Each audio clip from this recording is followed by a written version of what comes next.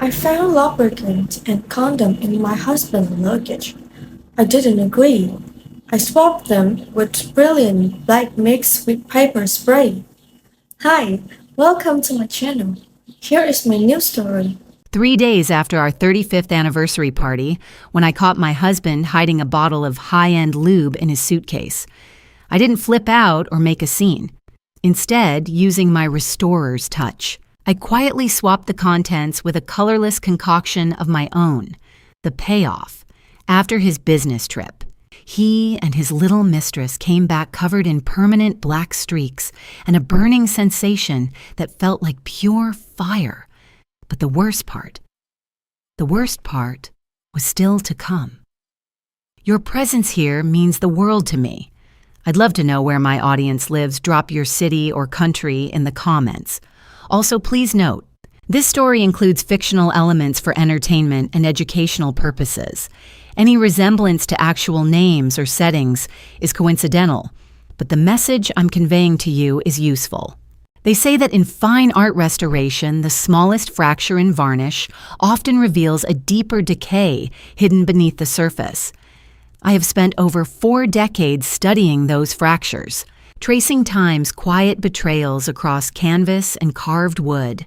My name is Martha Harrington, and in the quiet, moss-draped suburbs of Savannah, Georgia, I am known as a woman who can make the broken appear whole again.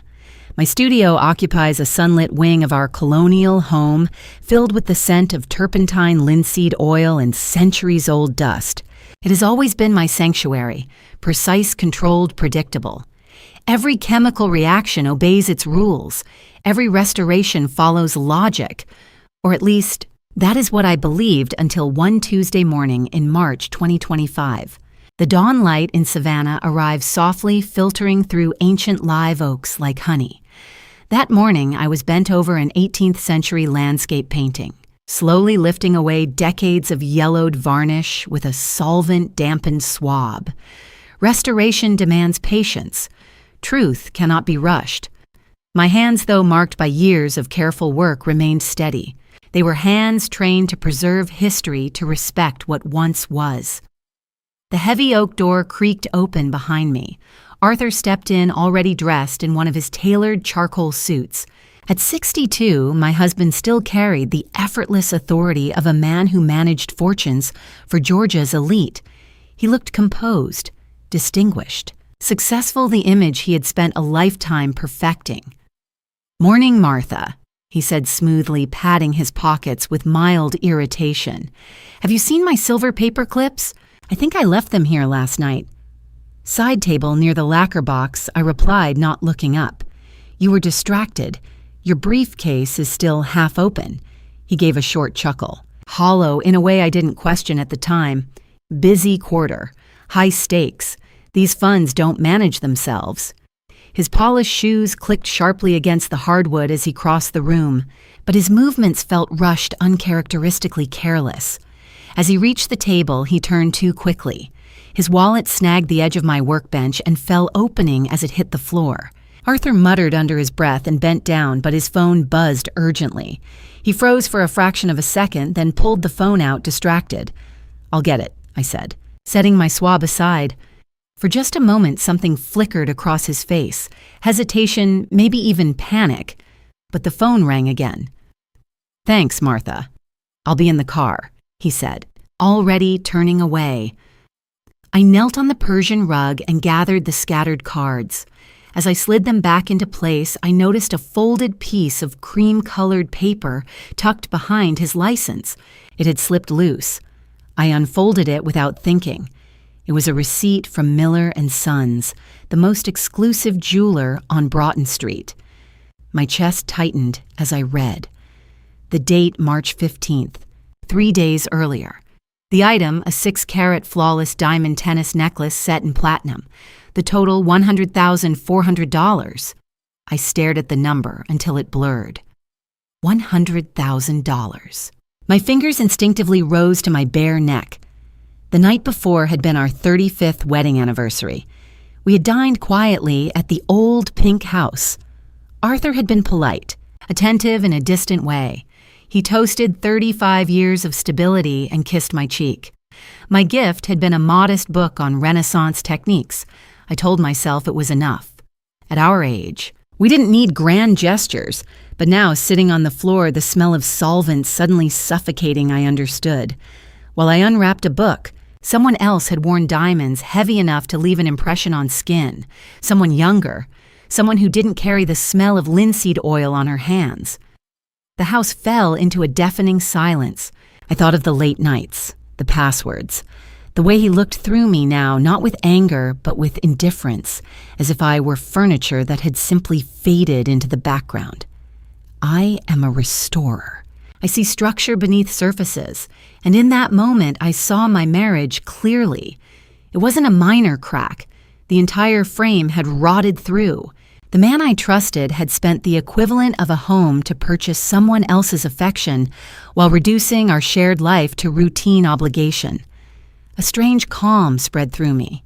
Most women might have screamed, called a lawyer, or shattered something fragile and expensive. But I understood decay differently. You don't destroy it immediately. You study it, treat it. Let the process unfold until collapse becomes inevitable and controlled. I folded the receipt carefully and returned it to its hidden place. I placed the wallet back exactly as it had been.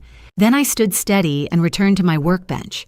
The painting before me glowed under the morning light, its restored sky vibrant and convincing.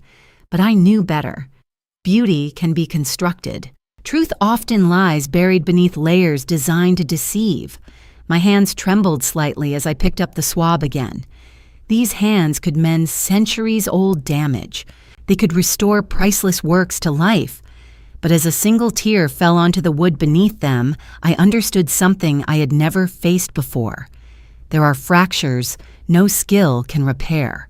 And for the first time in 40 years, I was no longer looking at a damaged object. I was looking at something irreparably broken inside myself. Savannah is a small town, a place where secrets are often delivered to your doorstep, right along with the morning paper. In the historic district, gossip travels faster than the humidity rises. Yet the most devastating truths usually hide in plain sight, tucked behind the heavy mahogany doors of the city's elite. It had been exactly 7 days since I found that cream-colored slip of paper in Arthur's wallet.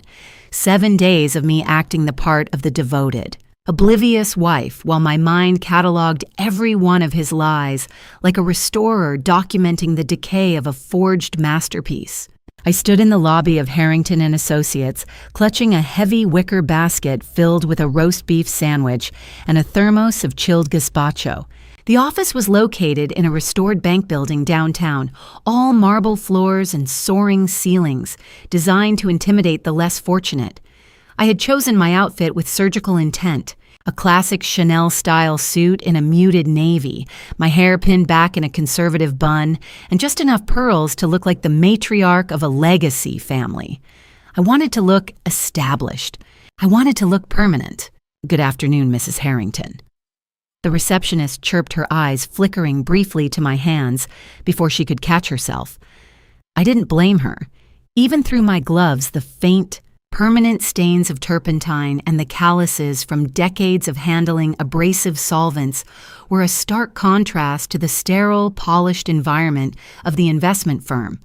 Hello, Sarah. I thought I'd surprise Arthur with some lunch.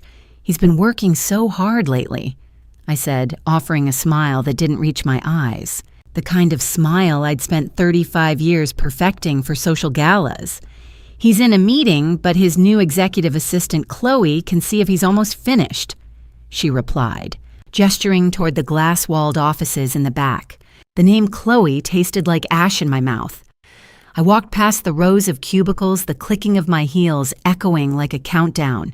I reached the inner sanctum of the executive suite, and that's when I saw her. She was standing at a filing cabinet, her back to me. She was young, no more than 24, with a waterfall of blonde hair that looked as though it had never known a day of struggle. She was wearing a dress that was just a shade too tight for a professional, setting a vibrant crimson that screamed for attention. When she turned around, the contrast hit me like a physical blow. Her skin was luminous, plump with youth, and the absence of worry glowing under the harsh, fluorescent lights of the office. Her eyes were bright, predatory, and entirely devoid of the depth that comes with shared history. She looked at me, and for a second, I felt every year of my 60 years, every gray hair, and every line on my face carved by the chemicals of my trade. "You must be Mrs. Harrington," she said, her voice a saccharine trill that made my skin crawl. "Arthur has told me so much about you. I'm Chloe, his new right hand. I'm sure he has—" I replied, my voice steady, though my heart was hammering a frantic rhythm against my ribs. "And you are?" Younger than I expected for such a demanding role. She laughed, a sharp, tinkling sound that reminded me of glass breaking. "Arthur says he appreciates my fresh perspective.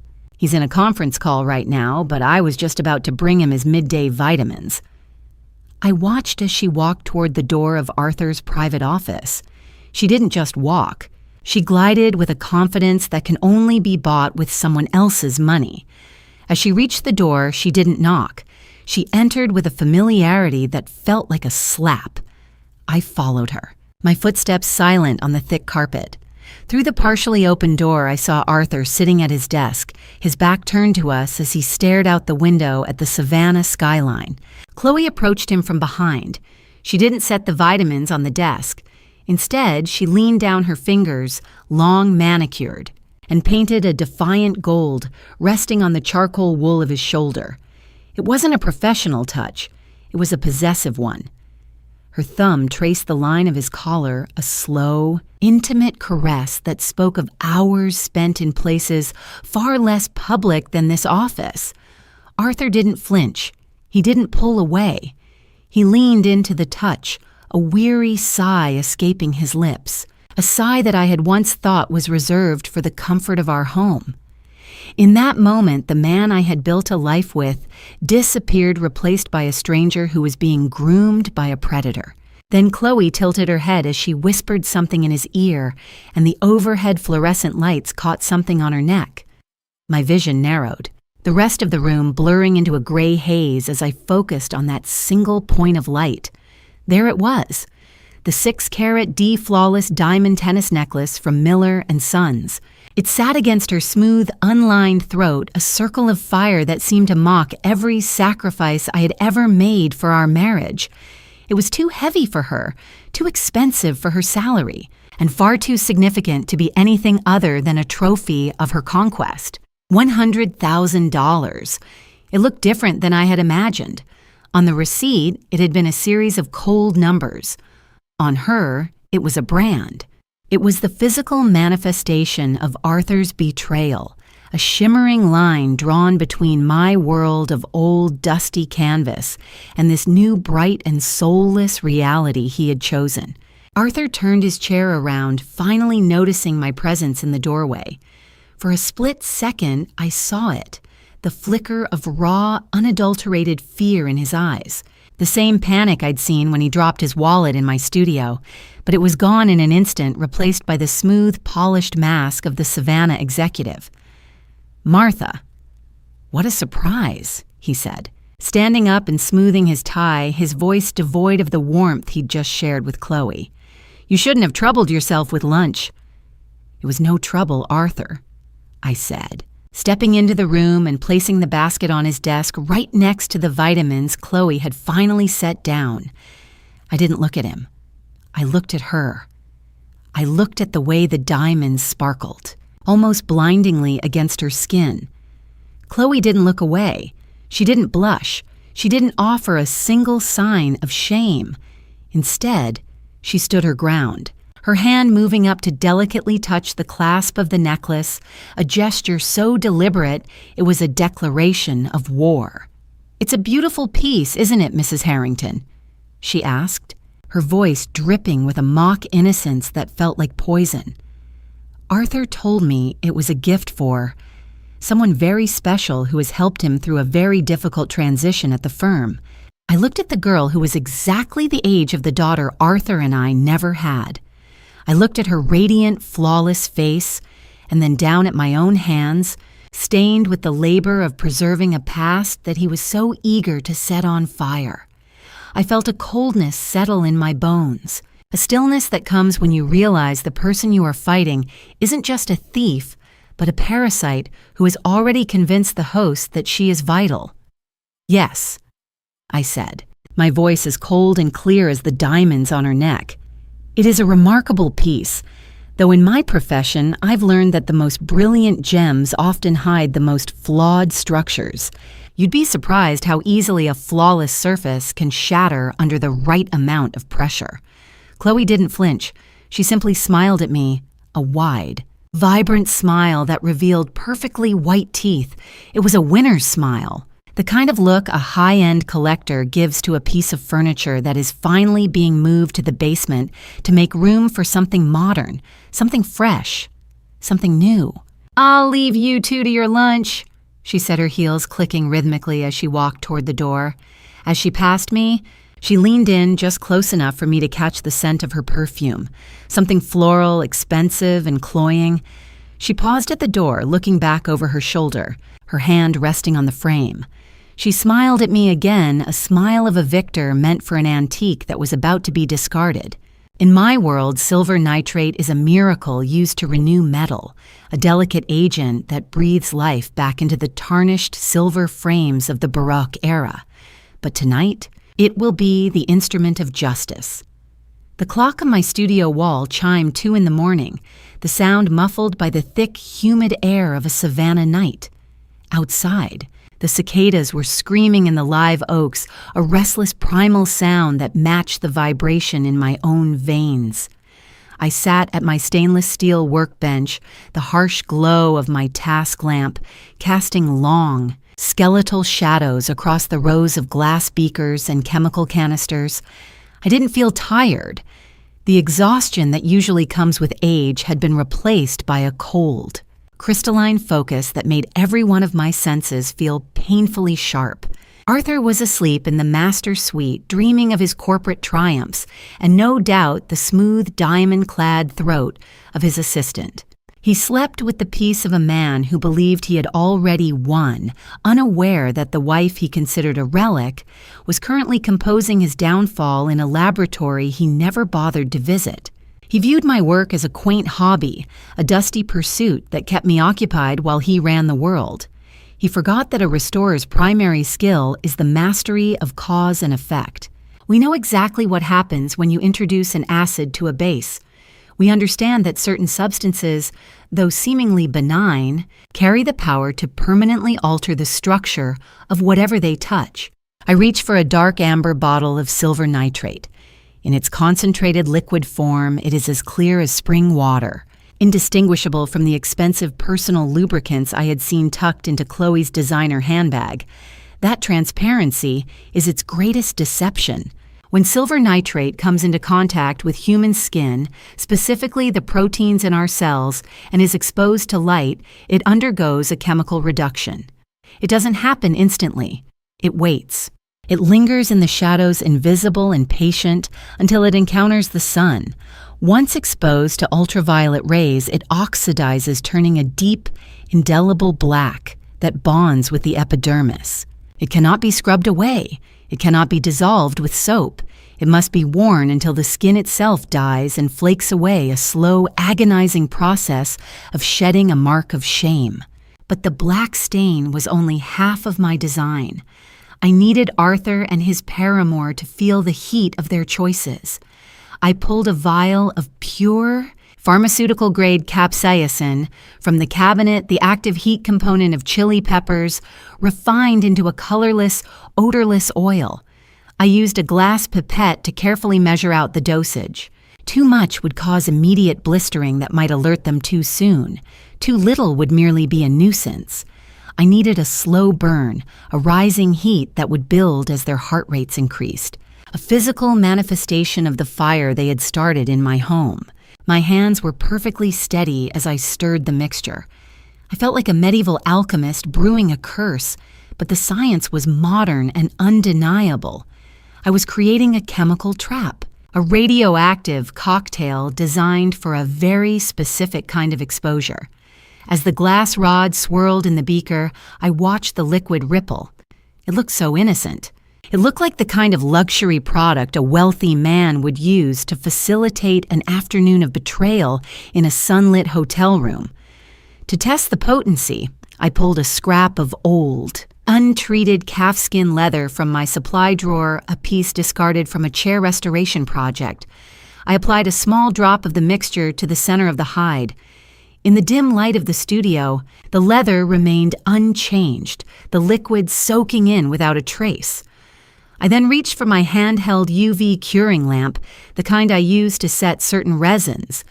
The moment the purple light hit the leather, the reaction began. Slowly, like a photograph developing in a dark room, a jagged obsidian stain bloomed from the center of the drop. It didn't just sit on top, it ate into the grain, darkening until it was the color of a charred coal. Within seconds, the spot began to hiss, almost imperceptibly as the capsicum reacted with the residual moisture in the leather, a faint, acrid wisp of vapor rising into the air. The leather puckered and curled the texture, turning from supple to brittle and scorched. It was beautiful in its devastation.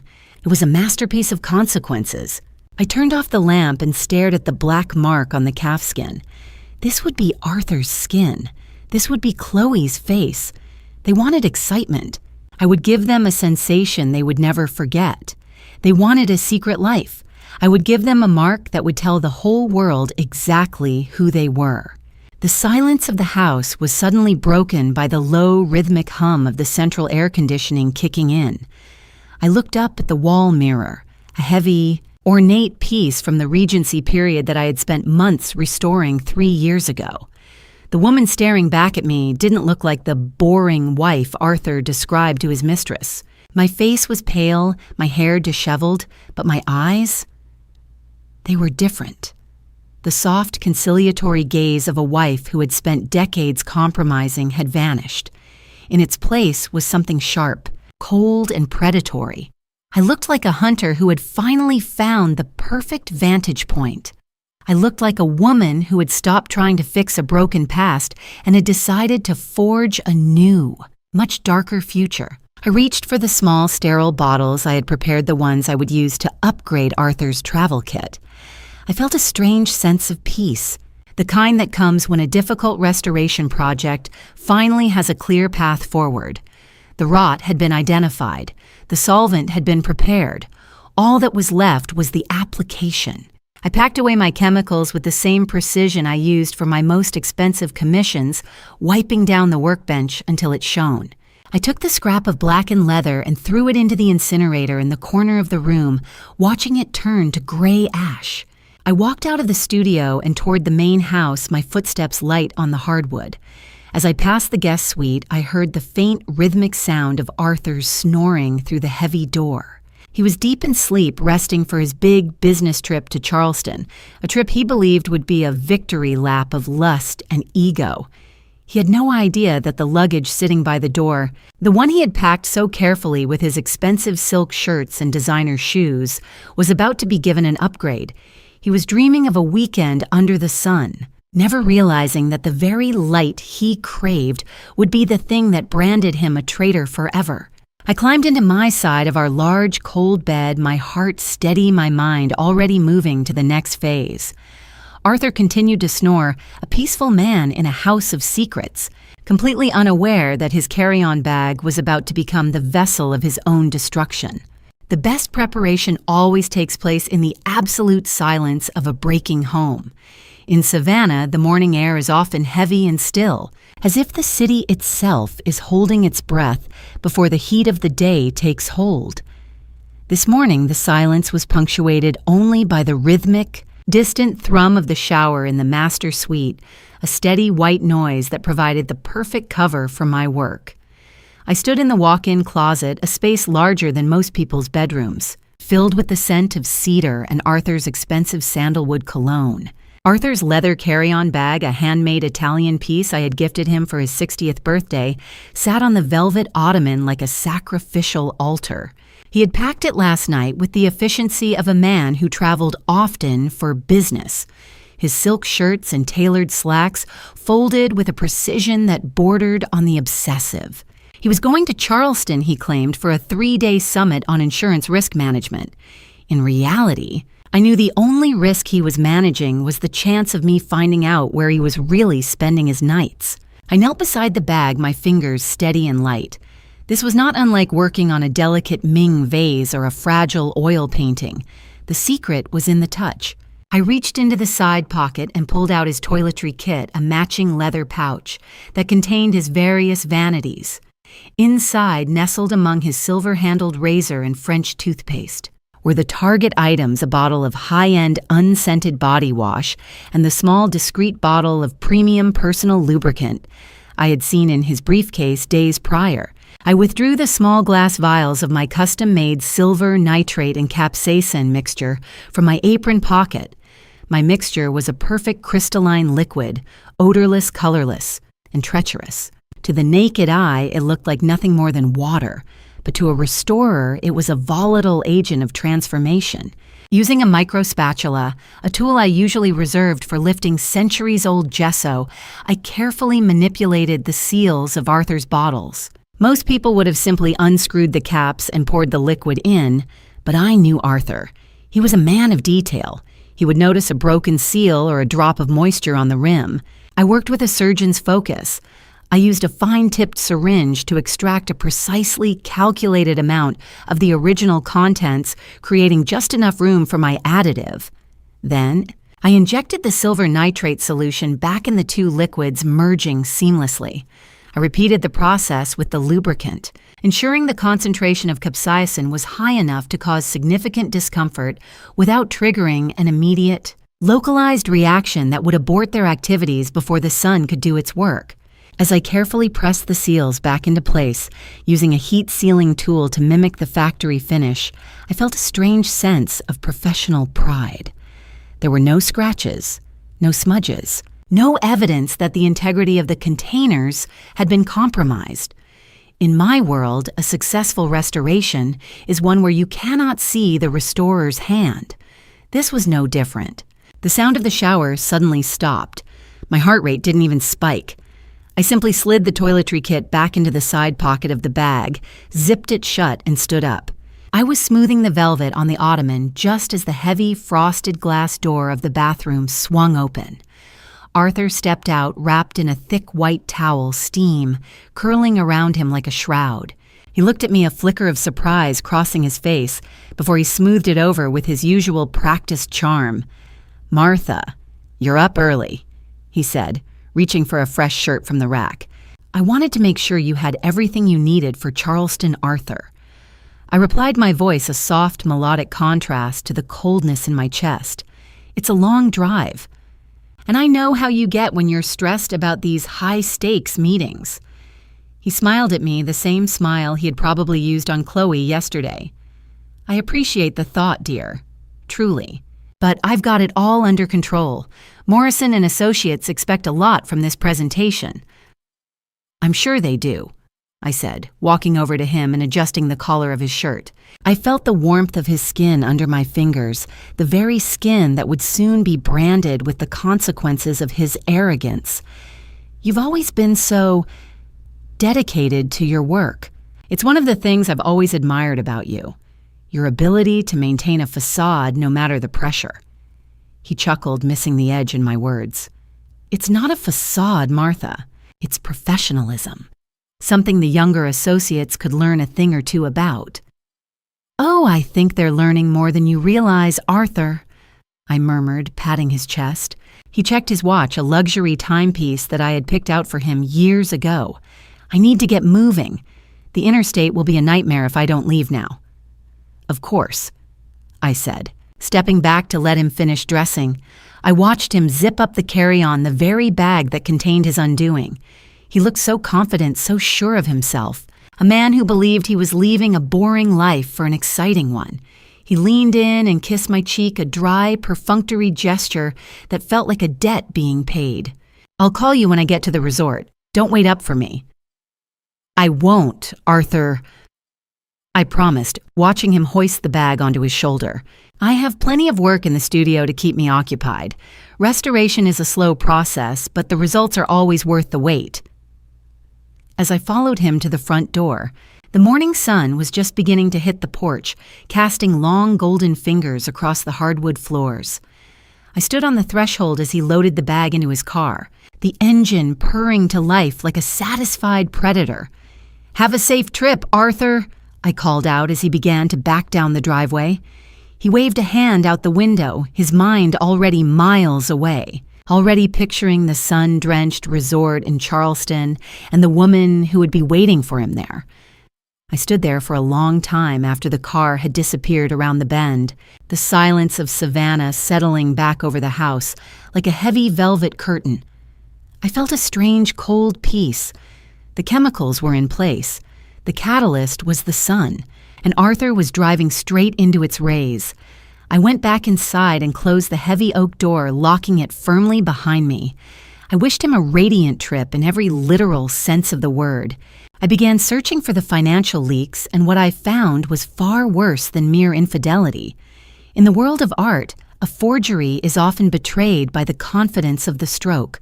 A master's hand is fluid, while a thief's is calculated a fraction of a second too slow as it tries to mimic a soul it does not possess.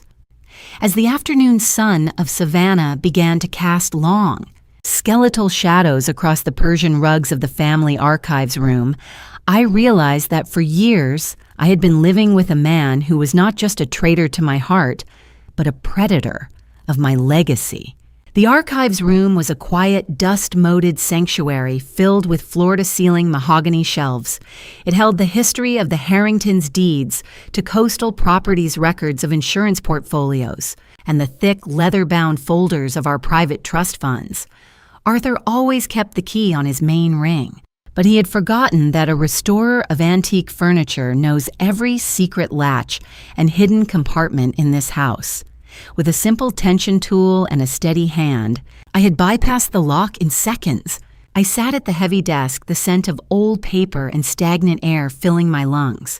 I pulled out the file for the Harrington Heritage Trust, a fund established by my father to ensure I would never be beholden to any man's whims.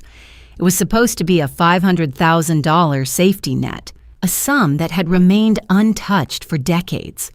Or so I had been led to believe by the quarterly summaries Arthur placed on my desk with a kiss and a, "Don't worry about the boring details, Martha." I opened the folder, my eyes scanning the original bank mandates from 20 years ago. There was my signature fluid, elegant the M, slightly elongated, a habit of my younger self. Then I turned to the withdrawal slips from the last 18 months. My blood turned to ice water.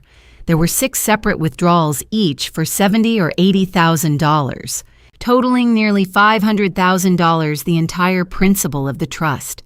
At the bottom of each slip was my name. To a bank teller in a hurry, it looked perfect. The slant was right.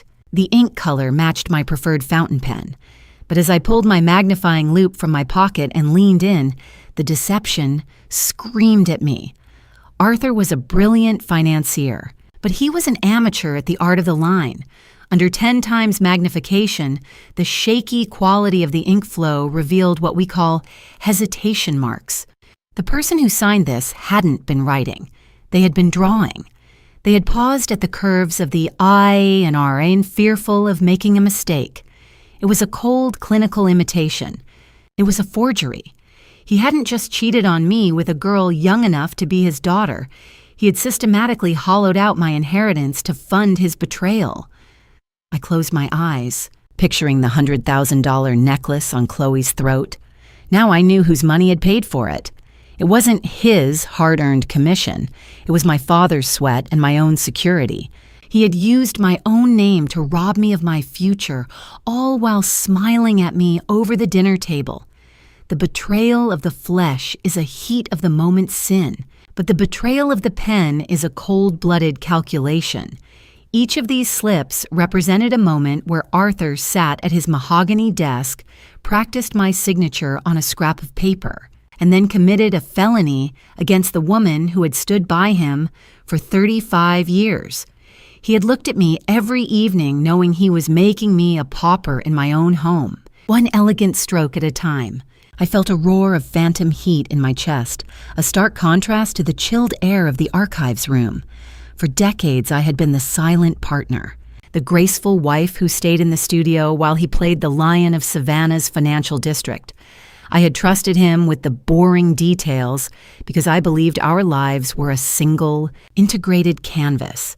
But Arthur had treated our marriage like a fraudulent painting, keeping the frame beautiful, while he scraped away the original masterpiece to sell the materials for parts. I pulled a high-resolution portable scanner from my bag and began digitizing every single forged slip. I didn't just need to know. I needed proof that would stand up in a court of law, or better yet, a leverage point that would break him. In Georgia, forgery of this magnitude isn't just a divorce complication, it's a prison sentence.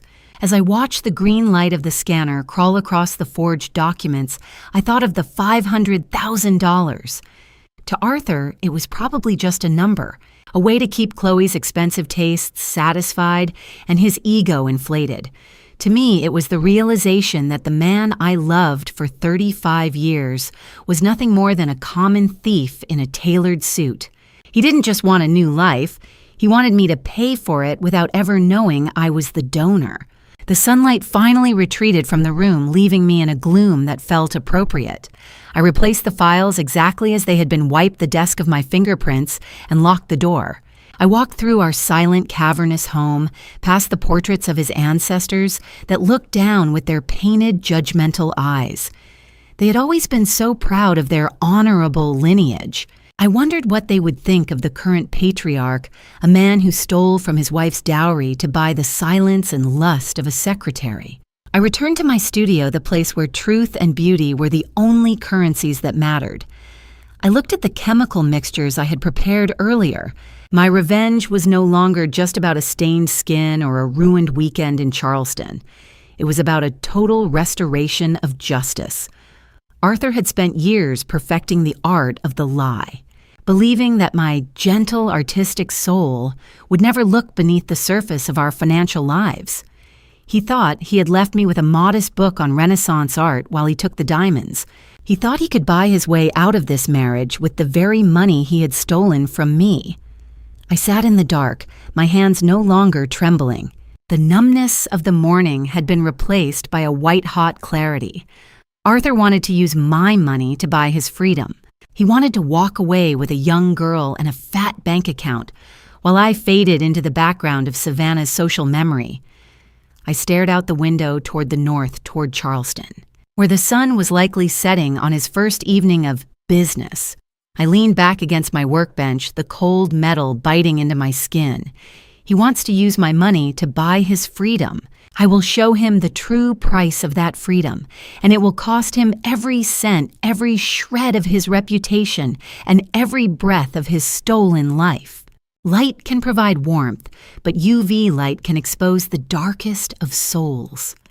In the high society of Savannah, prestige is the only currency that truly matters. And Arthur Harrington had spent 35 years minting his reputation as a man of impeccable character and unwavering loyalty. He moved through the world as if he were made of fine porcelain, expensive polished, and supposedly without a single structural flaw.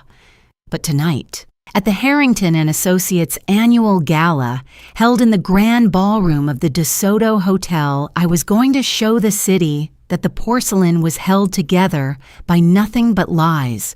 The preparation had been a quiet clinical affair. 2 hours before the event, while Arthur was distracted by an urgent phone call from Chloe in his dressing room, I had slipped into his walk-in closet. On the valet stand sat his tuxedo, a midnight blue masterpiece of Italian tailoring. To the naked eye, the fabric was pristine, but I had my tools. I pulled a small spray bottle containing a specialized colorless fluorescent compound from my pocket, a substance I used to mark the hidden frames of restored canvases for museum authentication. It was invisible in daylight, odorless, and dried in seconds. With the steady hand of a master restorer, I began to write. I didn't use a brush. I used a fine mist nozzle to ensure the chemical bonded with the wool fibers without stiffening them.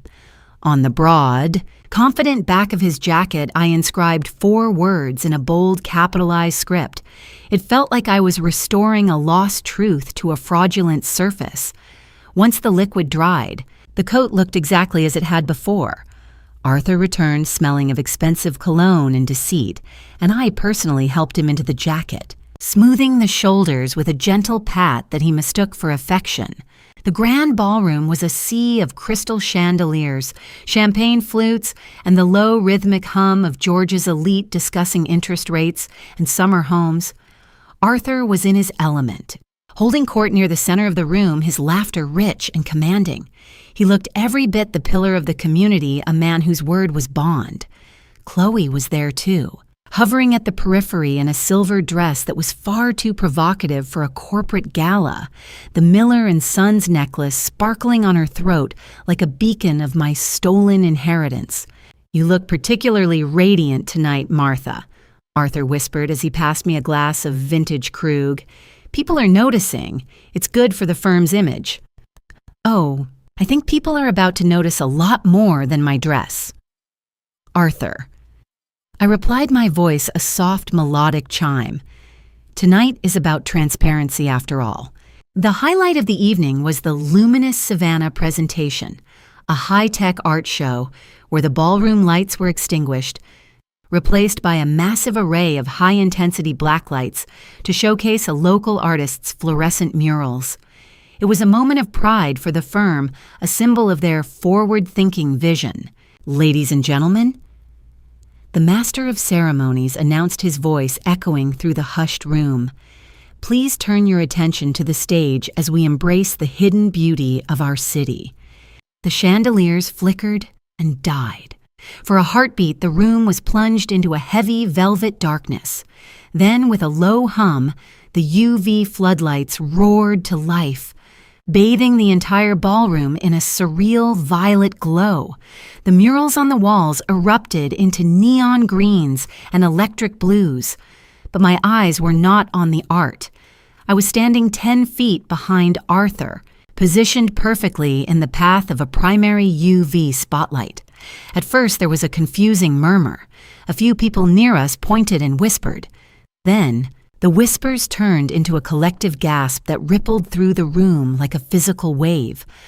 Arthur was standing with his back to the crowd, gesturing toward the murals, completely unaware of the transformation taking place on his own body. Under the intense UV radiation, the chemical I had sprayed on his jacket began to glow with a haunting, ghostly white light. The 4 words I had inscribed were now burning with the intensity of 1,000 suns across his shoulder blades. "I am a cheater." The letters were sharp, undeniable, and impossible to ignore. Against the dark fabric of his tuxedo, the message looked like it had been branded there by a divine hand. The socialites of Savannah people who lived and died by etiquette were frozen in a state of horrified fascination. I watched as the senior partners of the firm men who valued discretion above all else stiffened, their eyes widening in a mixture of shock and disgust. Chloe, standing a few feet away, looked as if she had been struck. Her hand flew to the diamond necklace on her throat, the UV light making the gems dance with a sickly violet fire. She realized instantly that the game had changed. The anonymity they had enjoyed was gone, stripped away by a chemical reaction that didn't care about their excuses. Arthur, sensing the sudden shift in the room's atmosphere, finally turned around. He looked at the faces of his peers, expecting admiration but finding only a wall of cold, judgmental silence. He saw the way they were looking past his face, focusing on the back of his jacket. "What is it?" he asked, his voice cracking for the first time in 30 years. "Is there something wrong with the display?" He tried to turn his head to look at his own shoulder, but the angle was impossible. He saw his business partners stepping back, physically distancing themselves from him, as if he were suddenly contagious. The silence was absolute, broken only by the faint, rhythmic clicking of a few guests who had recovered enough to pull out their phones and begin recording the spectacle. I stood there, a glass of champagne in my hand, the violet light casting deep shadows across my face. I looked at the man who had stolen my money and mocked my life, and I felt a sense of peace that was almost religious. This wasn't just a prank. It was a restoration of the social order. I had peeled back the varnish of the distinguished gentleman to reveal the rot of the cheater beneath. Arthur was still smiling, a frantic, desperate grin that didn't reach his eyes. He began to move toward the CEO of a major insurance group, his hand extended for a handshake. But the man pulled his arm away as if Arthur's very touch would stain him. Arthur's confusion was profound, a pathetic display of a man who still believed his mask was intact. He had no idea that for the last 5 minutes he had been a walking billboard for his own infidelity, a neon sign of his betrayal that would be on every social media feed in Savannah by morning. I leaned in and whispered into his ear, my voice barely audible above the rising murmur of the crowd. "You should probably check your reflection, Arthur. You're glowing." Arthur continued to smile confidently at his business partners, his chest puffed out with the arrogance of a man who thought he owned the room, while I silently counted down to the exact second he would turn his back to the stage and realize that the entire world was laughing at the glowing truth branded across his spine. Traitors often choose the most beautiful places to do the filthiest things. Charleston, South Carolina is a city built on the elegance of the past cobblestone streets, pastel-colored mansions, and a harbor that shimmers like a string of pearls. It is the kind of place where romance is supposed to flourish, but today it was merely the backdrop for a scientific reckoning. I had followed Arthur's silver Porsche from Savannah, staying 3 cars back hidden behind the wheel of a nondescript charcoal gray SUV. I had rented specifically for this excursion. My husband was driving like a man possessed, desperate to put 100 miles between himself and the neon-lit humiliation of last night's gala. The drive along the coast was breathtaking, the Atlantic breeze through the window smelling of salt and decay. I watched his car turn into the gated entrance of the Azure Sands, an ultra-exclusive resort known for its private glass villas.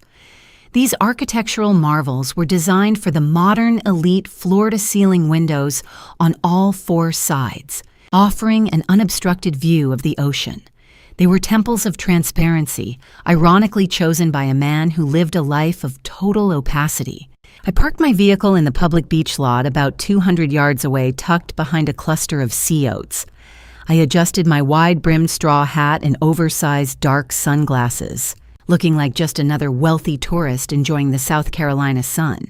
In my hand, I didn't hold a cocktail or a book. I held a vintage mechanical stopwatch, its silver casing cold against my palm. I sat in the driver's seat, the engine off, watching through a pair of high-powered bird-watching binoculars. The villa Arthur had rented was perched on a private dune. I saw him pull up to the driveway, his movements frantic and uncoordinated. A moment later, a sleek white Audi convertible pulled in behind him. Chloe stepped out, looking defiant even after the disaster at the party. She was wearing a tiny white bikini under a sheer lace cover-up, the Miller & Sons necklace still draped around her neck.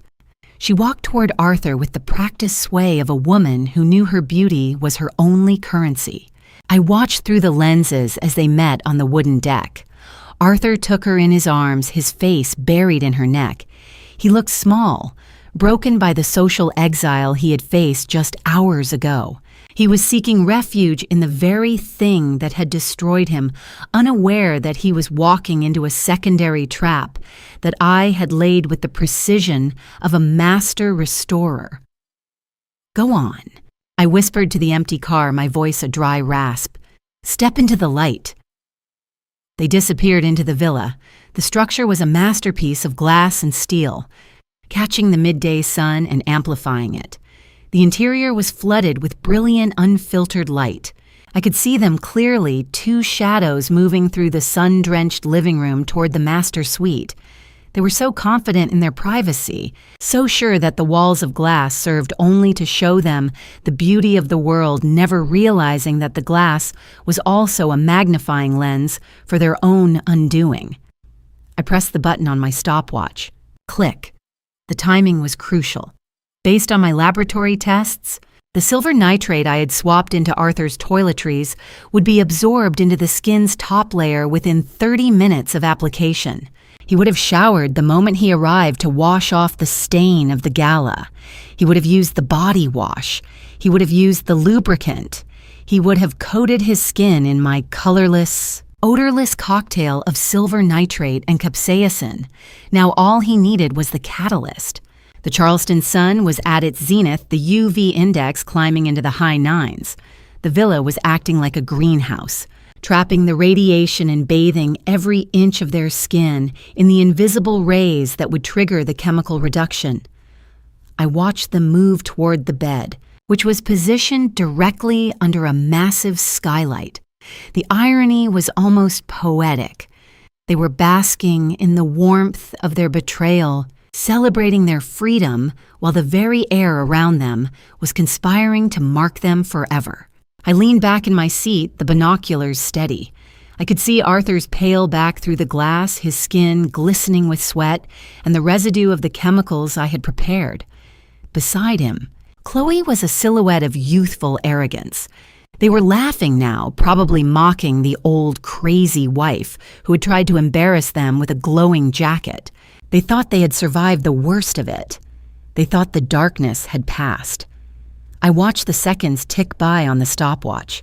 Every minute they spent in that sunlit room was another layer of obsidian being etched into their DNA. The silver nitrate was quietly working its way through their pores, waiting for the exact moment of saturation. The capsaicin was beginning its slow-release phase, fueled by the rising temperature of their bodies and the ambient heat of the room. The stillness of the afternoon was eerie. The only sound was the rhythmic crashing of the waves against the shore and the faint mechanical ticking of the watch in my hand. I felt like a scientist observing a colony of bacteria in a petri dish. There was no anger left in me, only a cold, clinical curiosity. I wanted to see the moment the reaction turned from invisible to irreversible. The sun moved another fraction of a degree, the light hitting the villa at a direct 90-degree angle. The glass seemed to vibrate with the intensity of the glare.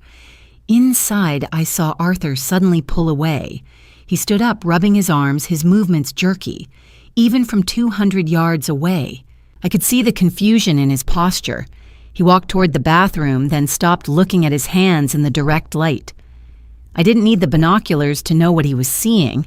The first jagged charcoal gray blooms would be appearing on his palms and forearms, stains that no amount of scrubbing would remove. The heat would be starting now too, a deep, internal searing that would feel like his very blood was boiling. I looked at the stopwatch. 15 minutes.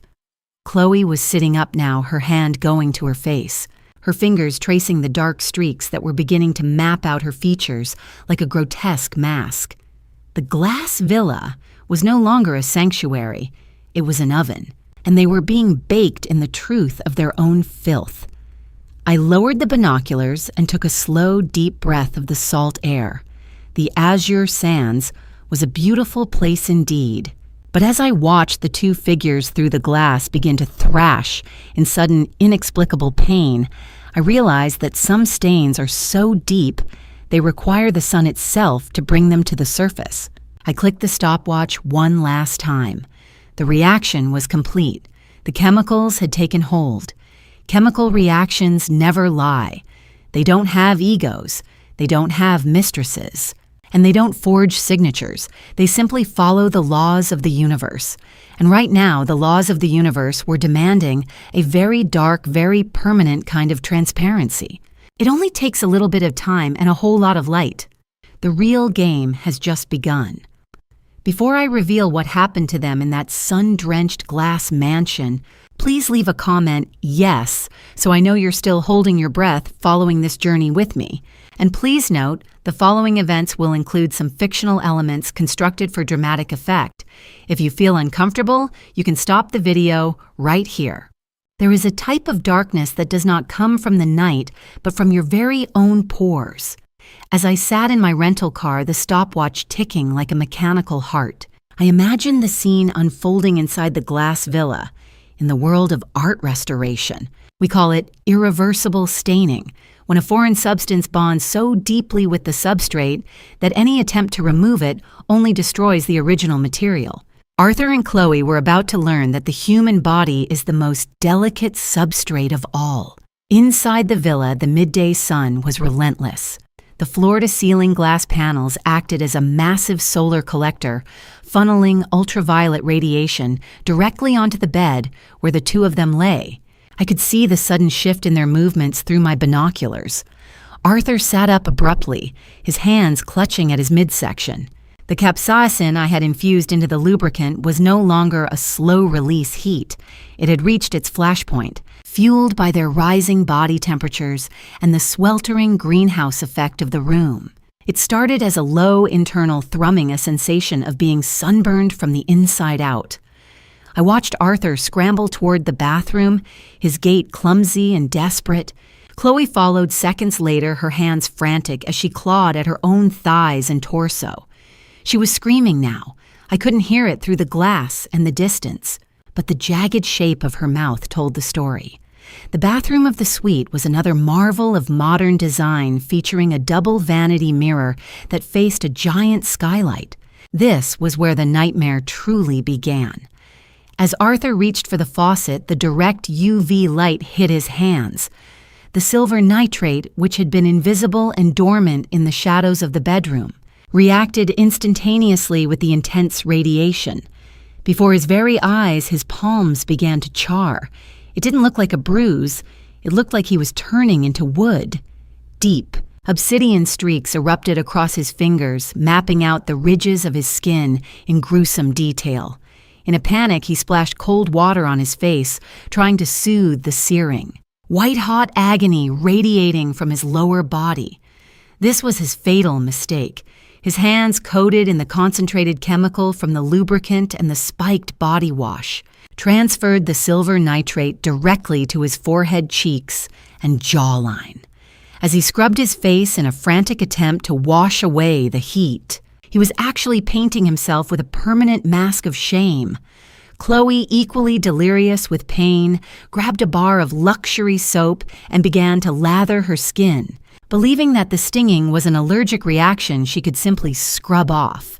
But chemistry is an indifferent judge. The alkalinity of the soap acted as an accelerant, and the mechanical friction of the washcloth broke the microscopic barriers of their skin, allowing the silver nitrate to bond with the underlying proteins. Every stroke of the cloth didn't clean them. It developed them like a photograph. The more they scrubbed, the darker the stains became, shifting from a bruised gray to a terrifying metallic black. "Look at me."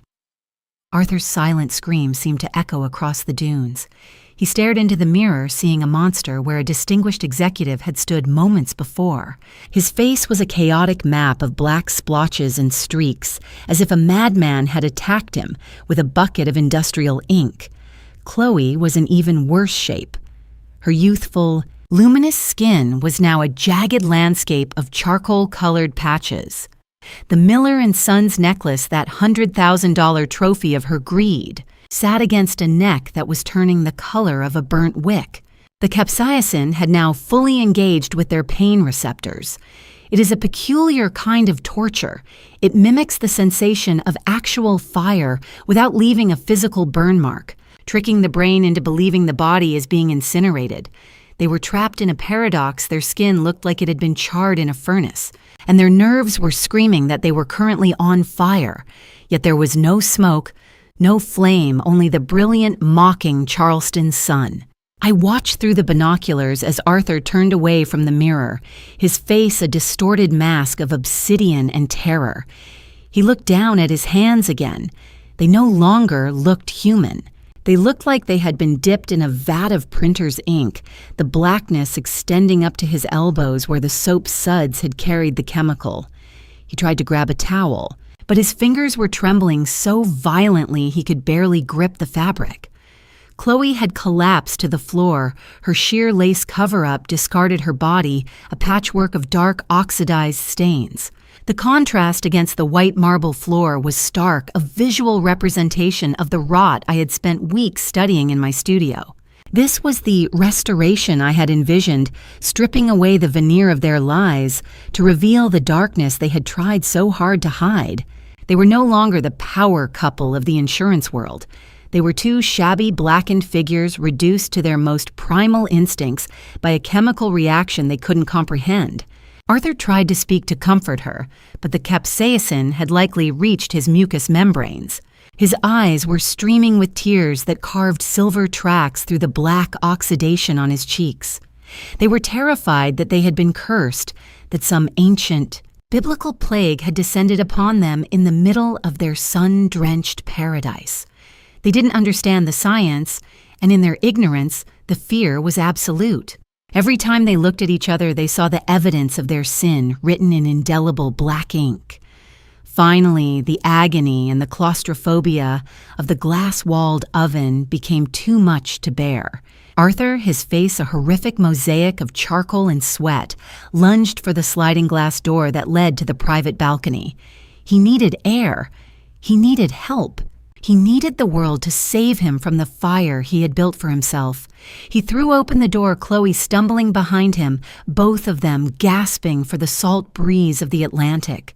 They stepped out onto the wooden deck, exposed to the full, unshielded power of the South Carolina sun. They stood there, two blackened silhouettes against the pristine blue of the ocean, screaming for anyone, the resort staff, the tourists on the beach, God himself to witness their transformation. But they didn't realize that by stepping out onto that balcony, they were finalizing the process. The unfiltered UV rays hit their already reacting skin with a final decisive blow.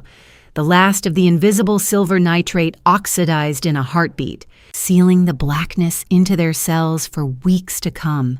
The sun, their silent co-conspirator in this romantic getaway, had finally finished my work. In the digital age, a secret can travel halfway around the world before the victim has even had time to put on their clothes. As the humid afternoon sun began to dip toward the horizon, casting long, bruised shadows over the Charleston coastline, I sat at a small wrought iron table in a quiet cafe 3 blocks away from the Azure Sands Resort. The air smelled of roasted coffee beans and salt, a comforting civilized aroma that anchored me to reality. I ordered a glass of chilled Chardonnay and pulled my smartphone from my purse. My hands were perfectly still. The tremor from the morning had long since vanished, replaced by a cold surgical curiosity. I didn't have to search for it. The algorithm of human misery is remarkably efficient. The first video appeared on a local Charleston What's Happening group, but within 20 minutes, it had been shared to the Savannah Society circles and tagged with every prominent name in the Georgia financial district. I took a slow sip of my wine and pressed play. The footage was shaky, shot from the beach below the resort, likely by a group of spring breakers or a disgruntled groundskeeper. It captured the sleek modern balcony of the glass villa. Through the grain of the digital zoom, I saw them. 2 figures stripped of their dignity and their humanity, thrashing against the glass railing. Under the brutal clarity of the South Carolina sun, they didn't look like people. They looked like charcoal sketches of ghosts. Arthur was recognizable only by his silhouette, the broad shoulders of a man used to command, now hunched in primal agony. His face was a solid, unreflective mask of obsidian black, punctuated only by the white, frantic circles of his eyes. Beside him, Chloe was a mess of jagged streaks and splotches. Her blonde hair a matted halo around a face that looked like it had been dipped in industrial sludge. They were screaming, their mouths opening and closing in silent rhythm with the crashing waves. The caption on the video read, "Zombie outbreak at the Azure Sands." 2 guests at the glass villa just turned black and started screaming. "What is happening?" I scrolled down to the comments. This was where the real restoration was happening, the stripping away of Arthur's carefully curated legacy. In the world of Savannah, old money reputation isn't just a facade, it's the foundation. And once the foundation is cracked, the whole house falls. Is that? Arthur Harrington, one comment read from a woman I recognized as the wife of a senior partner at Arthur's firm. The build is the same. And that's his Porsche in the driveway. My God, what on earth is he doing there with his assistant? The Black Curse of Charleston, another user joked. A post that already had 500 likes. Looks like the insurance king finally got a policy he couldn't pay for. Who's the girl? She's definitely not Martha. The humiliation was viral, infectious and irreversible. Within an hour, the couple of ink had become a meme. Someone had already taken a screenshot of the video and side-by-side it with Arthur's official corporate headshot, the one where he looked so distinguished and trustworthy. The contrast was devastating. The man who managed the fortunes of Georgia's elite was now a punchline, a blackened freak displayed for the amusement of the masses. The comments turned sharper, more judgmental. The Savannah Society gossip page was on fire. Martha Harrington has been a saint to that man for 35 years. To see him like this, caught in a love nest while looking like a literal demon. It's poetic justice. I heard he was at the gala last night with a glowing jacket that said cheater, someone added. This is more than a coincidence. This is a reckoning. I leaned back, the cool condensation of the wine glass soothing my palm. I watched as the number of shares climbed into the thousands. Arthur had spent his entire life obsessing over how the world perceived him. He had stolen my money to fund a life that would make him feel young and invincible. He had treated my devotion as a disposable antique. Now the world was seeing him exactly as I saw him, a dark, hollowed-out fraud. The black curse wasn't just a chemical reaction on his skin. It was the public exposure of his internal rot. In Savannah, you can survive a scandal if it's discreet. You can even survive a divorce. But you cannot survive becoming a grotesque spectacle. You cannot lead a multi-million-dollar investment firm when the entire city has seen you screaming in your underwear covered in indelible black stains, while your mistress huddles beside you like a scorched shadow. My phone suddenly vibrated in my hand, the screen flashing with a contact photo I hadn't seen in hours. Arthur.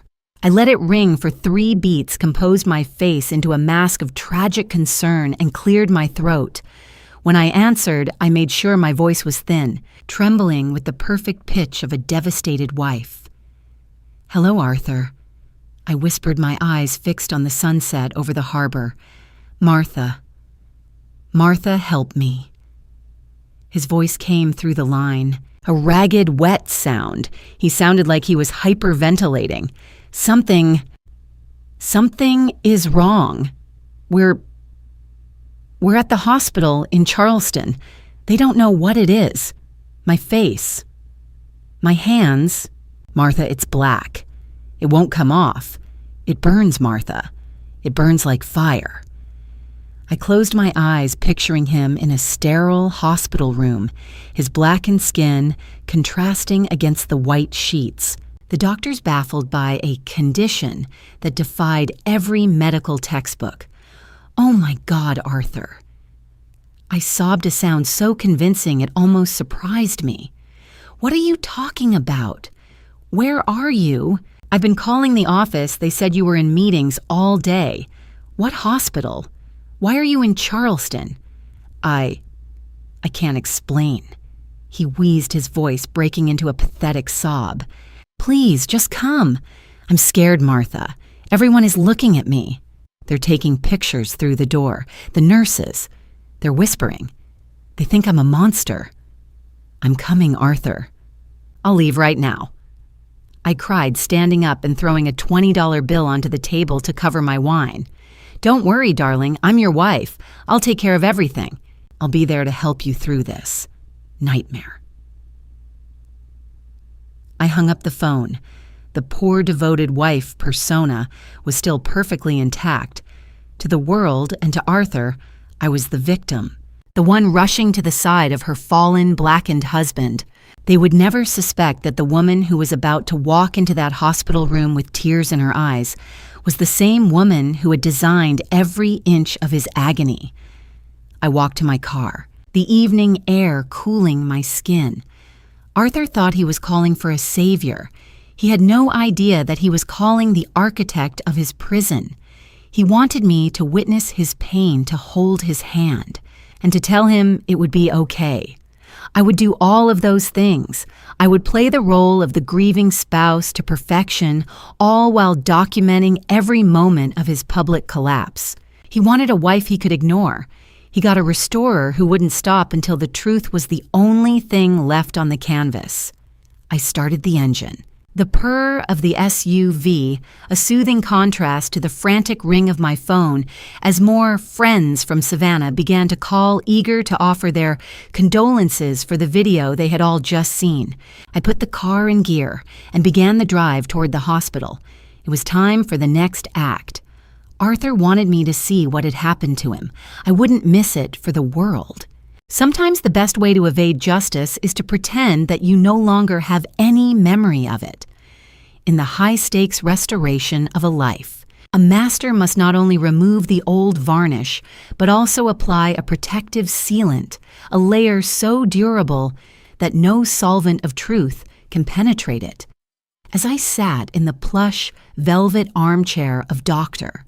Eris Thorne's psychiatric office in downtown Savannah, I wasn't just a patient. I was a performer giving the most critical opening night of my career. The 2 weeks following the Charleston incident had been a whirlwind of carefully choreographed chaos. Arthur had returned from the hospital with skin that remained mottled and gray, the silver nitrate having left a permanent shadow-like stain on his hands and jawline that made him look like a fading photograph. His reputation was in tatters. The board of directors had suggested an indefinite leave of absence, and his mistress Chloe had disappeared into the Florida panhandle the moment her skin stopped burning, taking with her the last of her dignity and a hefty chunk of the remaining trust fund cash. Through it all, I had been the unwavering pillar of support.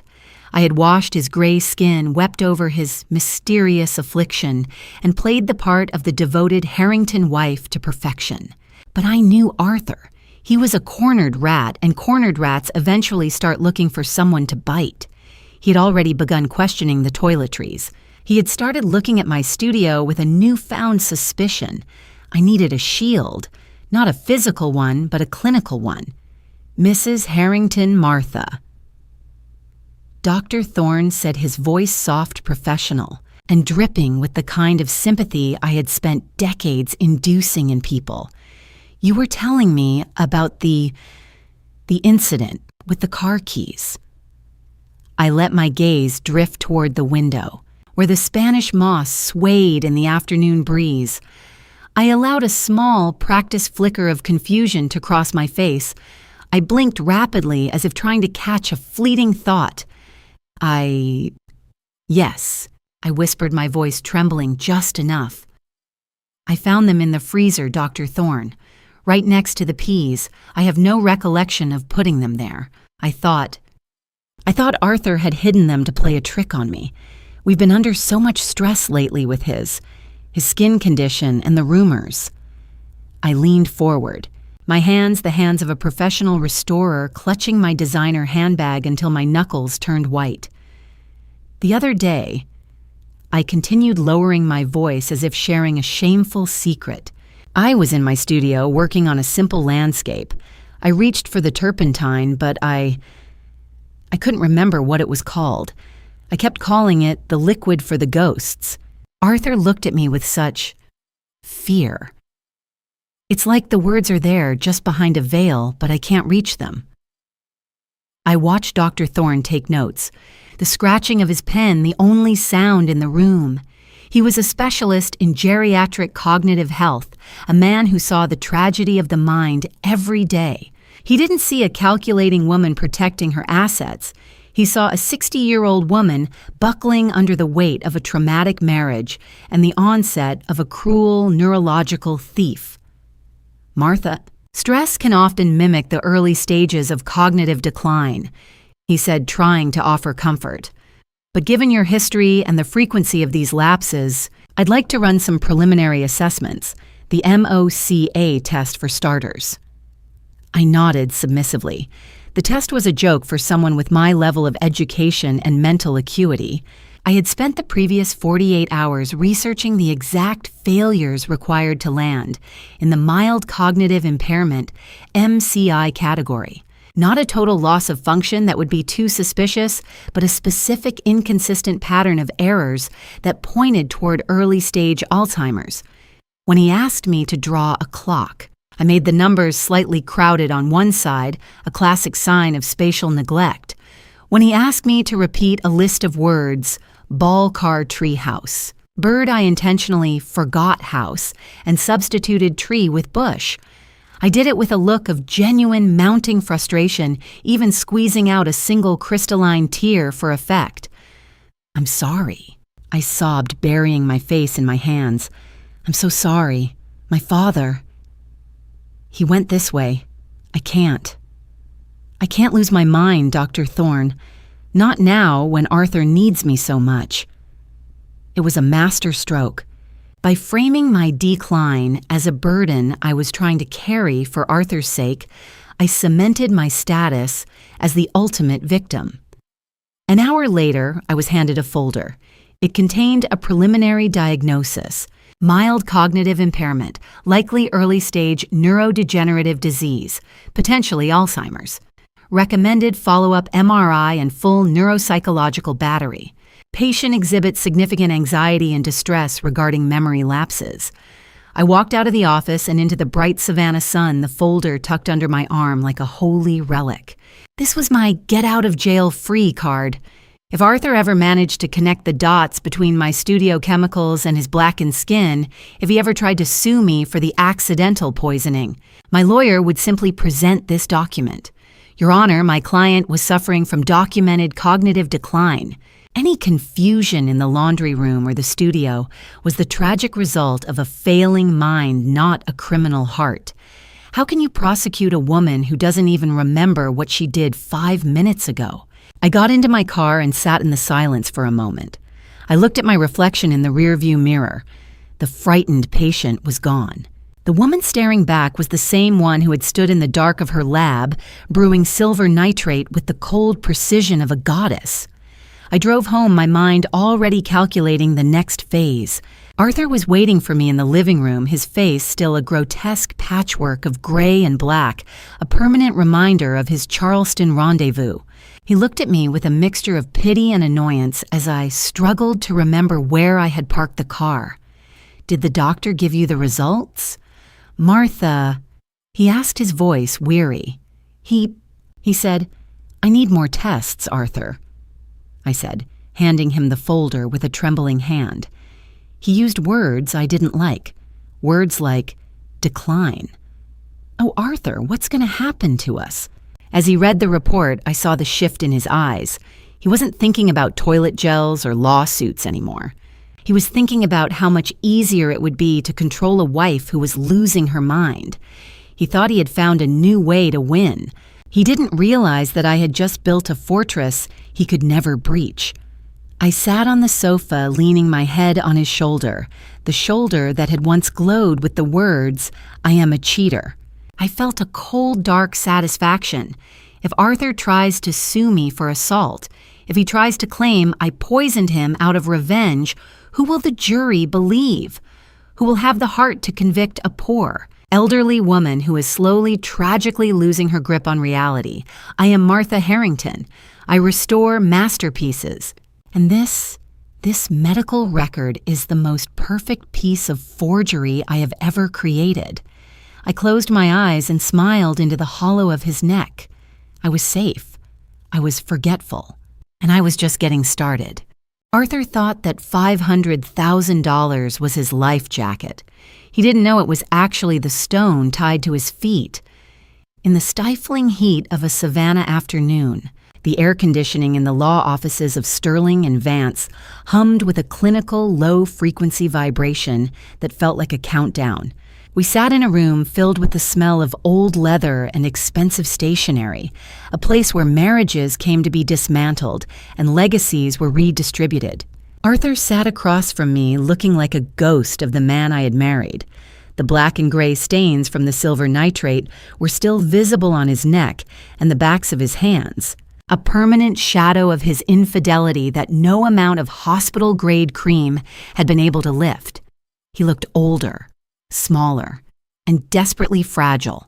He had spent the last hour playing the role of the contrite husband, his eyes frequently darting to the medical folder on the table, the one containing my diagnosis of mild cognitive impairment. "Martha, please," he whispered, leaning across the mahogany table.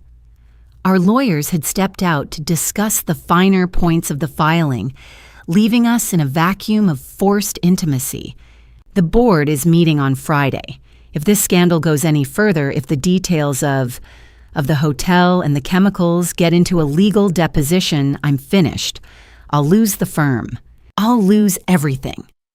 I blinked slowly, allowing a vacant, slightly confused expression to wash over my face.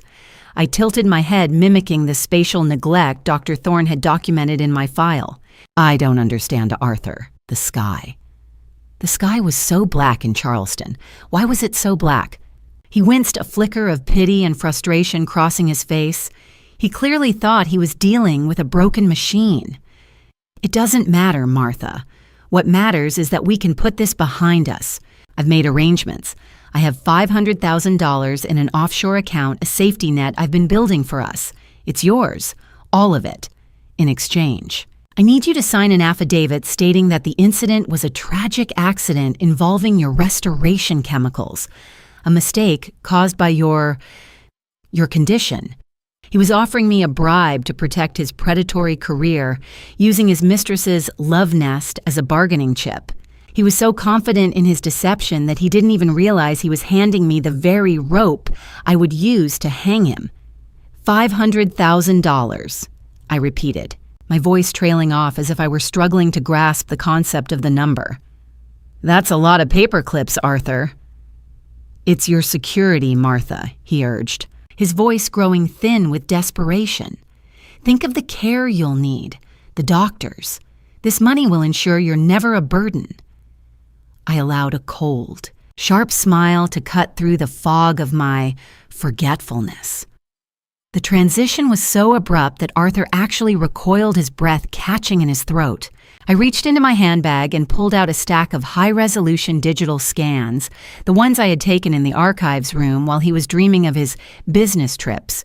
I spread them out on the table like a winning poker hand.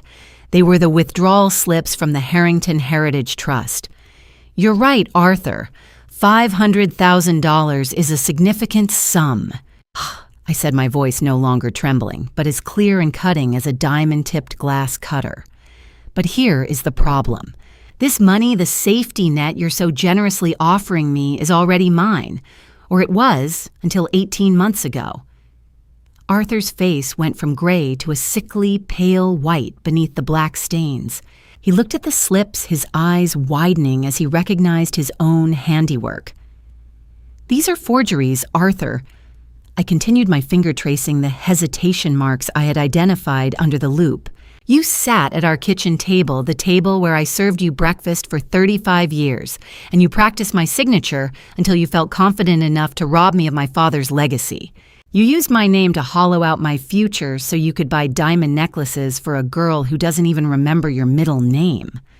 "Martha, I can explain," he stammered, his polished executive facade crumbling into dust. "I was going to put it back. The investments. They didn't yield as expected." "You didn't invest it, Arthur. You spent it," I replied, leaning in until I could smell the stale coffee and fear on his breath. "You spent it on hotel rooms at the Hampton Suites. You spent it on silk lingerie and sports cars. You stole from a woman you thought was too artistic and distracted to notice. And now you're trying to use my own stolen money to buy my silence regarding the very affair that money funded." I watched him realize that the boring, predictable wife he had mocked to his mistress had been 2 steps ahead of him the entire time.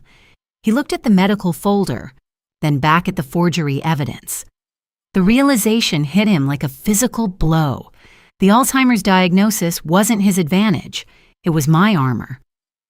You aren't sick," he whispered, a mixture of horror and dawning awe in his eyes.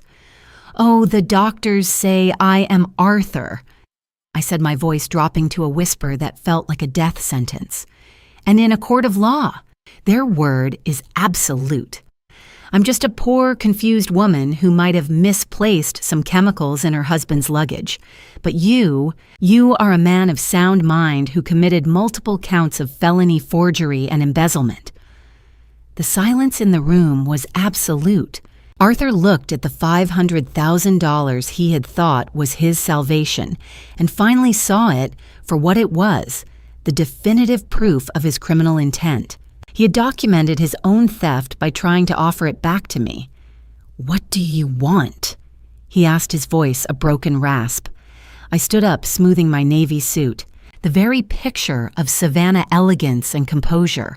I looked at the man who had systematically tried to dismantle my life, and I felt nothing but a cold, restored sense of purpose. "I don't want your money, Arthur," I said, picking up my handbag and preparing to leave. "I want everything that was ever mine. I want this house. I want the firm's shares. I want your reputation. And I want you to understand that while you were busy drawing my name, I was busy restoring the truth." I walked toward the door, my heels clicking sharply on the hardwood. I paused at the threshold, looking back at him one last time. He sat there, a blackened, hollowed-out fraud, clutching a pile of forged papers in a room full of lawyers. "I don't want your bribe, Arthur." I said, the finality of the statement echoing through the room. "I want every single thing that belongs to me." A perfect copy can deceive even an expert, but it can never deceive the truth. In the restoration world, we often speak of the pentimento, the presence of earlier images or brushstrokes that have been painted over only to reappear as the top layer of oil becomes transparent with age. My marriage was a series of pentimento's hidden betrayals surfacing through the cracks of a polished life. But tonight, the only thing being hidden was the very soul of the Harrington legacy. The clock in my studio struck 3 a.m, a hollow, lonely sound that echoed through the quiet wing of the mansion. I sat before an easel, the cool glow of a specialized halogen lamp illuminating the 2 canvases side by side. On the left was the Savannah Sunset, a priceless 18th century oil painting that had been in the Harrington family for 5 generations. It was a masterpiece of light and shadow, capturing the golden hour over the marshes of Georgia. On the right was my creation, a shadow, a ghost, a fraud. Arthur was upstairs, likely packing the last of his pride into a suitcase. He had lost the firm, his reputation was a smoldering ruin. And the offshore accounts he tried to bribe me with had turned out to be his own financial gallows. He needed a ticket out of Savannah, a way to start over in a place where nobody knew him as the inked cheater of Charleston. He believed the painting was his last liquid asset, a $3 million insurance policy against his own failure. He didn't know that I had been preparing for this moment for weeks. Restoring a painting requires patience, but forging one requires an intimate understanding of the artist's heartbeat. I had sourced a period-correct canvas from a junk shop in New Orleans, scraping away a worthless portrait of a nameless merchant to get to the original linen. I had ground my own pigments, mixing them with aged linseed oil to match the exact chemical signature of the 18th century palette. Using a micro scalpel, I had carefully replicated the network of craquelure, the spider web of tiny cracks that form as oil paint dries over centuries. I used a thin wash of burnt umber to simulate the yellowing of age, a patina of time that I applied in minutes but looked like decades. To anyone but a high-level laboratory analyst, my copy was indistinguishable from the original. It had the same warmth, the same depth, and the same deceptive beauty that Arthur had once used to charm me. I reached for the original Savannah Sunset and carefully lifted it from its ornate, gilded frame. My hands were steady, the hands of a woman who had spent 40 years preserving history, now using those same skills to rewrite it. I moved to the corner of my studio, where a heavy oak cabinet sat against the wall. Beneath the cabinet was a secret compartment I had commissioned years ago for my most sensitive restoration chemicals. I slid the original canvas into the dark, cool safety of the hidden floorboard. It was mine now. It wouldn't be sold to fund a coward's flight or pay for another diamond necklace for a girl who had already moved on to her next victim. The Harrington legacy was being restored to the one person who actually valued it, the woman who had spent 35 years protecting it. I took my forgery and fitted it into the original frame. I used a set of antique brass nails to secure it, ensuring the back of the frame looked as untouched as the front. As I wiped away a stray speck of dust, I felt a cold, sharp satisfaction. Arthur would take this painting to his high-end contact in Miami, believing he was selling a piece of history. He wouldn't realize that he was carrying a bomb of his own making. The heavy door to my studio creaked open. Arthur stood there, his face still marked by the sickly gray stains of the silver nitrate, a permanent mask of his own making. He looked exhausted. His expensive suit wrinkled his eyes, darting toward the easel. "Is it ready, Martha?" he asked, his voice a ragged whisper. "I have to leave before dawn. The broker is waiting." I looked at him, allowing my face to soften into that mask of forgetful devotion I had perfected over the last month. "It's beautiful, isn't it, Arthur? I wanted to give it one last cleaning before it. Before you take it for safekeeping." He didn't even hear the irony in my words. He moved toward the painting, his fingers the fingers that had forged my signature to rob me, reaching out to touch the gilded frame. He looked at the sunset I had painted, at the fraudulent light I had created, and he saw only a pile of cash. "You've done a good job, Martha," he said, his voice devoid of any real gratitude. "It looks perfect. This will be enough to get things sorted out. I'll send for you once I'm settled. We can start fresh." A fresh start. I echoed my voice, a hollow chime. "That's all I've ever wanted, Arthur." I watched him wrap the painting in professional-grade bubble wrap and heavy moving blankets. He handled the forgery with more care than he had ever handled my heart. He was so convinced of his own brilliance, so sure that his distracted wife was merely a tool in his escape plan, that he didn't even check the signature under a blacklight. If he had, he might have seen the faint, fluorescent warning I had hidden in the bottom right corner, a chemical signature that would only become visible under the high-intensity UV lamps of a professional appraiser. "I have to go," he said, checking his watch. The luxury timepiece I had bought him, now the only thing of value he had left besides my fake painting. "Goodbye, Arthur," I said, standing in the doorway of my studio as he carried the wrapped canvas toward his car. "I hope you get exactly what that painting is worth." He didn't look back. He loaded the masterpiece of my deception into his trunk and drove away the taillights of his Porsche, disappearing into the thick Savannah fog. He believed he was carrying his freedom. He believed he was outsmarting the world one last time. I went back into my studio and closed the door.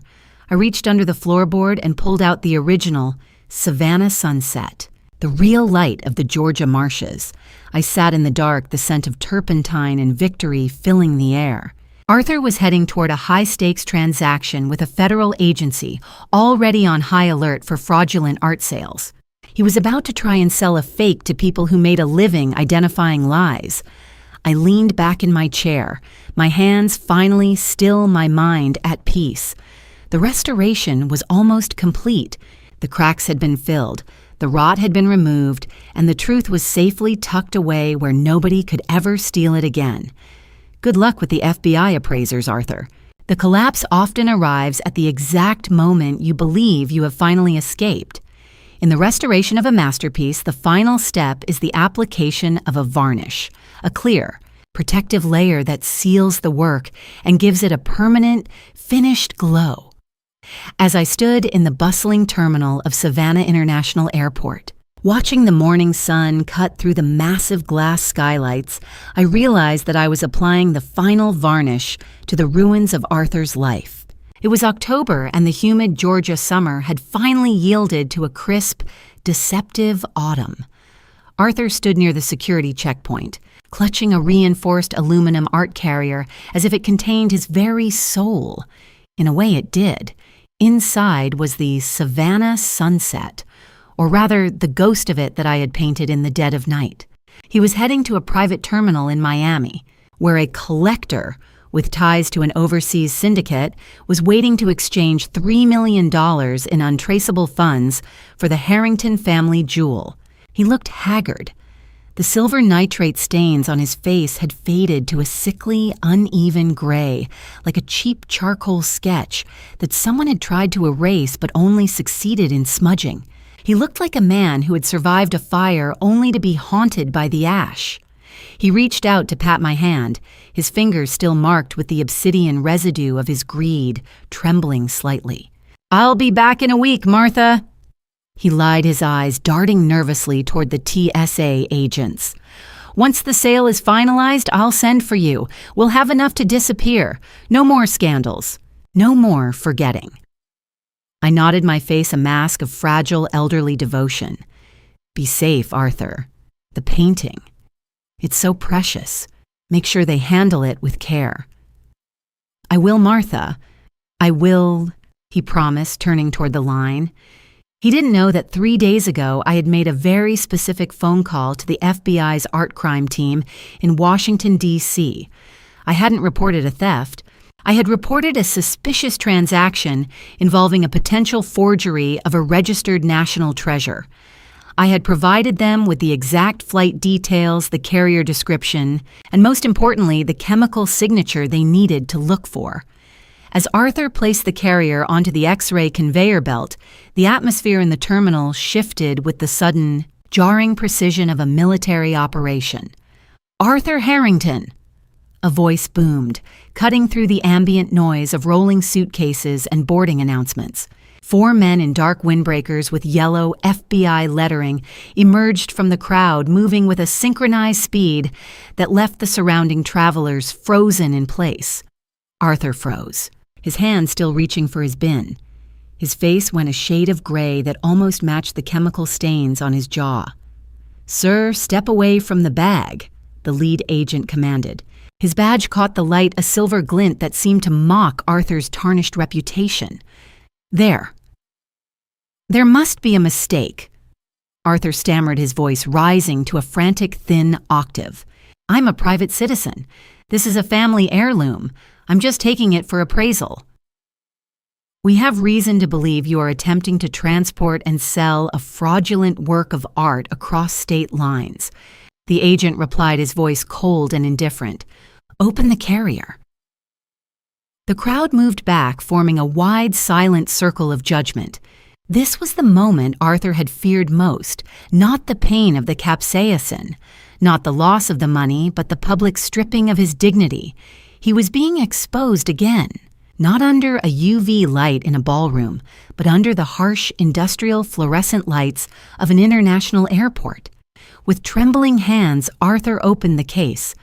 The Savannah sunset was revealed, its golden marshlands glowing with the deceptive beauty I had painstakingly crafted. For a second, the crowd gasped. Even as a forgery, it was magnificent. One of the agents stepped forward, carrying a high-intensity ultraviolet scanner, the professional version of the toy I had used in my studio. He swept the beam across the bottom right corner of the canvas. A collective murmur erupted from the onlookers. Under the concentrated UV light, the invisible signature I had painted with a specialized fluorescent compound flared into existence. It wasn't the artist's name. It was a single glowing word that occupied the space where the original signature should have been forgery. "This isn't an 18th century oil, Mr. Harrington," the agent said, his eyes locking onto Arthur's. "The pigments are modern, the canvas is a composite, and the signature is a chemical prank. You're under arrest for wire fraud, attempted art fraud, and the illegal transport of fraudulent goods." The metallic click of the handcuffs echoed through the terminal. It was a sound more satisfying than any symphony I had ever heard.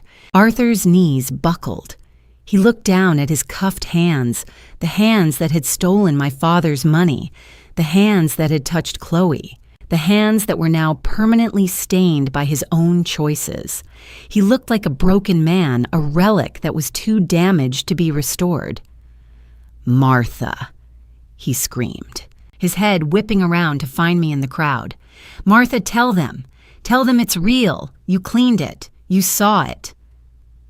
I stood about 50 feet away, behind the thick safety of the terminal's glass partition near the exit. I didn't cry. I didn't rush to his side. I simply stood there, my navy wool coat buttoned to the chin, the very picture of a composed, grieving widow-to-be.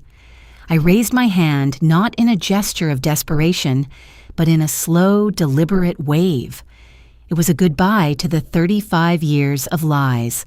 It was a goodbye to the man who thought I was too distracted to see the rot in the canvas of our lives.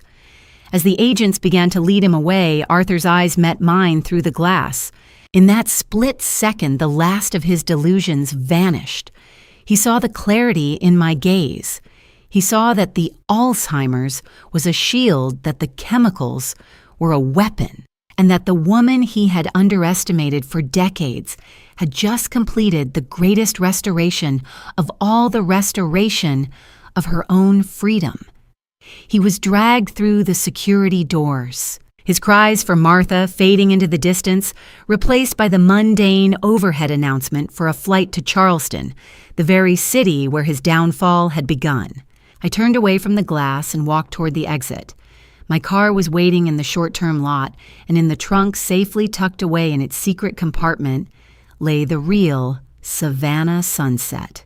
I had the painting. I had the house. I had the truth. I stepped out into the crisp Savannah air, the sun warming my face. Arthur was heading toward a federal holding cell, his Charleston dream replaced by a nightmare of steel and gray walls. As for me, I had a masterpiece to hang in a house that finally felt like a home. The varnish was dry. The work was finished. Rats are always the first to abandon a sinking ship. In the cold, fluorescent-lit purgatory of a federal interrogation room, the wood-grain laminate of the table felt like ice against Arthur's skin. For 35 years, Arthur Harrington had lived in a world of velvet mahogany and soft lighting. Now, his world had shrunk to 4 cinder-block walls and a steel door that only opened for men in suits who didn't care about his lineage or his social standing in Savannah. He sat there, the remnants of the silver nitrate still clinging to the creases of his neck, a permanent mocking shadow of his vanity. He looked at the telephone on the wall, the one lifeline he thought he had left. He had called his lawyers only to find that his personal accounts had been frozen, pending an investigation into the embezzlement from my trust fund. He had reached out to his business partners only to be told that the board had officially terminated his contract for moral turpitude. But he still had hope. He had Chloe. He had spent over $200,000 on her in 18 months. He had gifted her the Miller & Sons diamond necklace, the platinum bracelets, and the offshore cash he thought he had successfully hidden. In his mind, she was his loyal partner in crime, the young, vibrant soul who truly understood him. He believed that even if the world turned its back on him, she would use the assets he had given her to post his bail and hire a defense team that could argue his cognitive confusion. "Mr. Harrington," the FBI agent said, stepping back into the room and tossing a thin manila folder onto the table. "We finished our preliminary interview with your associate, Chloe Miller."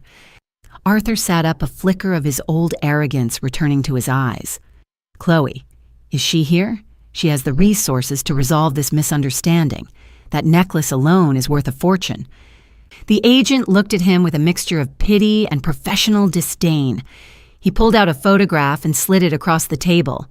It was a digital receipt from a high-volume jewelry buyer in Florida, a cash-for-gold establishment that specialized in quick, untraceable transactions. The Miller & Sons necklace was sold 48 hours after the Charleston incident, the agent said, for 60 cents on the dollar. Your associate took the cash and moved to a rental property in the Panhandle. We tracked her down this morning." Arthur stared at the receipt, his breath hitching in his chest. Sold? But she was supposed to keep it safe. It was an investment. "It was an exit strategy," the agent corrected him. "Ms. Miller hasn't just sold the jewelry, Arthur. She's signed a full cooperation agreement. In exchange for total immunity from prosecution regarding the trust fund embezzlement and the attempted art fraud, she has provided us with 18 months of text messages, emails, and recordings." Arthur's world tilted. Recordings. She was recorded saying you told her the Savannah sunset was a fake you'd had your wife accidentally create during a memory lapse. The agent continued, his voice cold and rhythmic. "She claims you coerced her into the relationship and used her to facilitate the transfer of stolen funds. According to her statement, she was a victim of your manipulative behavior who only cooperated out of fear." The silence that followed was heavy, punctuated only by the hum of the overhead lights. Arthur looked down at his hands, those gray-stained hands that had touched Chloe, with such misplaced confidence. He realized with a soul-crushing clarity that the love he had traded his 35-year marriage for was nothing more than a transaction. To Chloe, he wasn't a powerful executive or a romantic lead. He was a bank account with a shelf life. He had built a temple of lies for her, and she had burnt it down to keep herself warm. "She's gone, Arthur," the agent said, standing up to leave. "She's given us everything we need to bury you. She doesn't want to talk to you. She's blocked your number. To her, you're just a line item in a closed ledger." The door clicked shut, leaving Arthur alone in the room. He felt a sudden sharp pang in his midsection, a phantom echo of the capsaicin burn. He realized that Chloe hadn't just taken his money. She had taken the only thing he had left, his delusion of being wanted. He thought of me. He thought of the 35 years I had spent maintaining the Harrington name, the decades I had spent in the studio, quietly preserving the history he had so casually tried to sell for a few nights in a glass villa.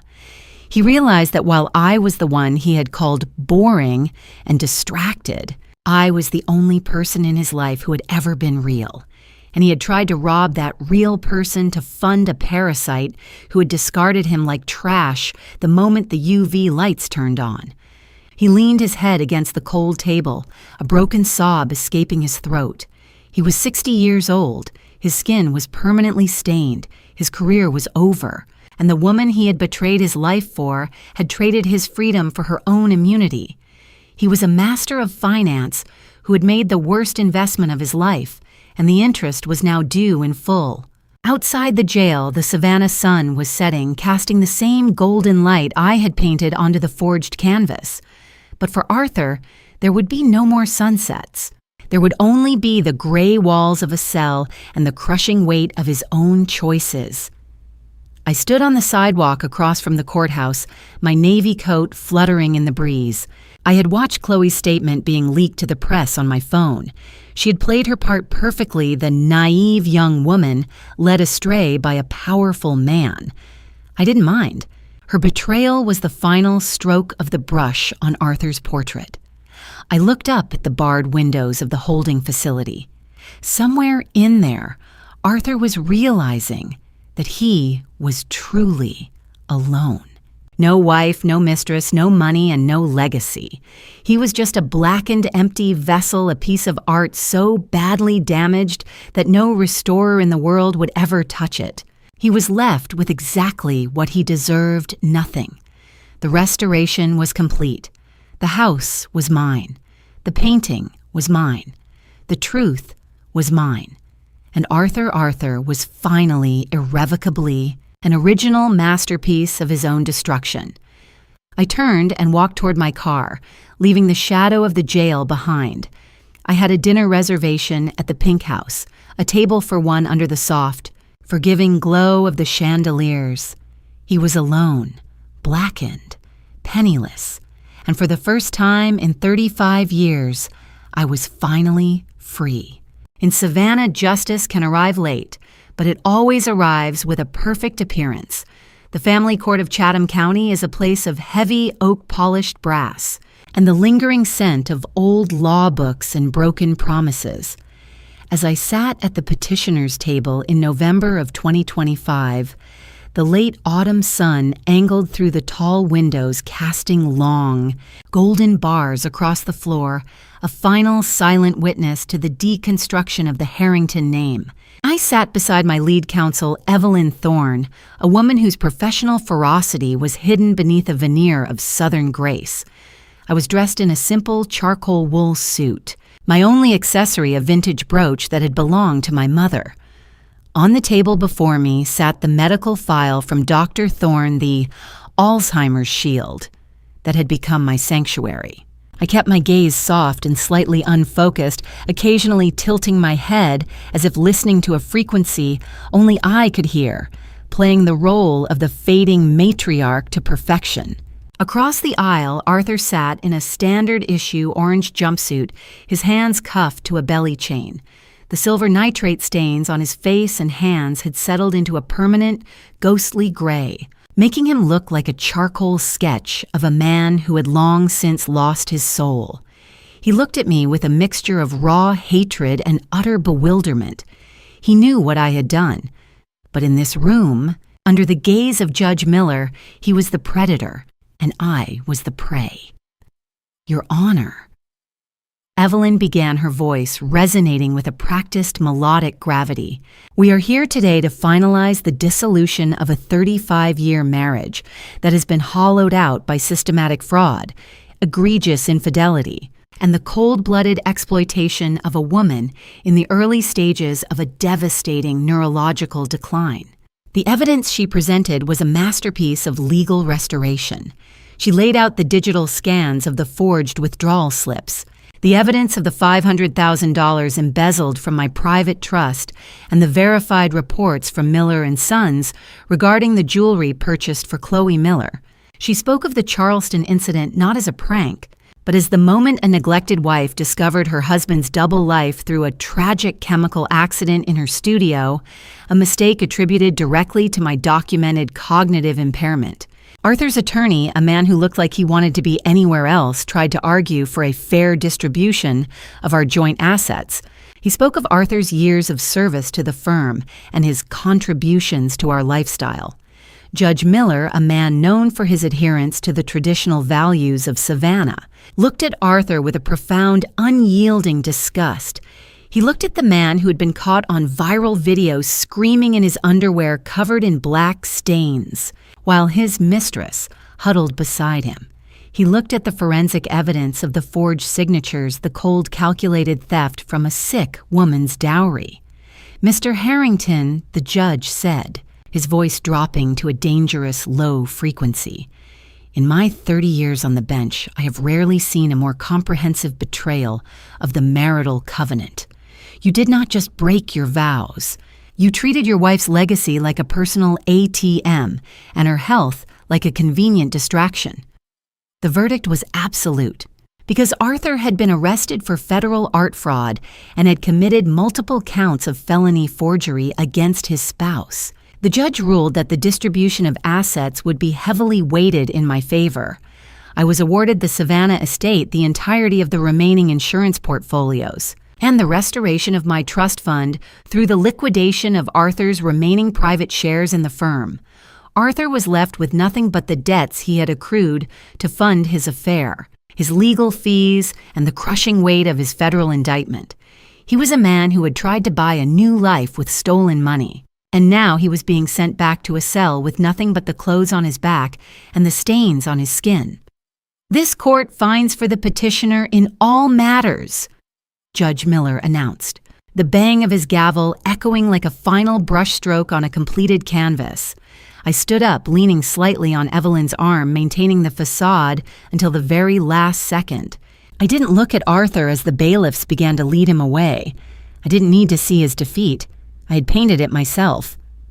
I walked out of the courthouse and onto the wide stone steps of the plaza. The Savannah afternoon was brilliant, the air crisp and clear. The sun hit my face, warming my skin, but for the first time in months, it didn't feel like a threat. I took a slow, deep breath, feeling the weight of the last year finally lifting from my shoulders. The black curse had been lifted from my life, leaving behind a clarity that was almost blinding. Evelyn walked me to my car, her hand resting briefly on my shoulder. "It's over, Martha. You're safe now. The house is yours.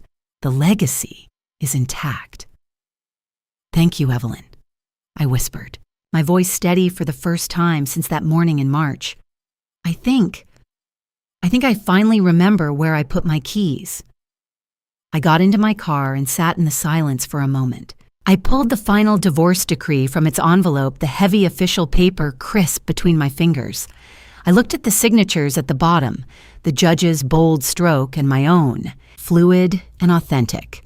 I looked at the document, the legal seal shimmering in the sunlight. It wasn't just a legal paper. It was the final result of a year spent in the dark, meticulously removing the rot of a man who never deserved me. I had peeled back 35 years of lies to reveal the strong, independent woman beneath. I looked at the divorce decree and I smiled. It was the most beautiful piece of restoration I had ever created. Sometimes black is too elegant for a traitor.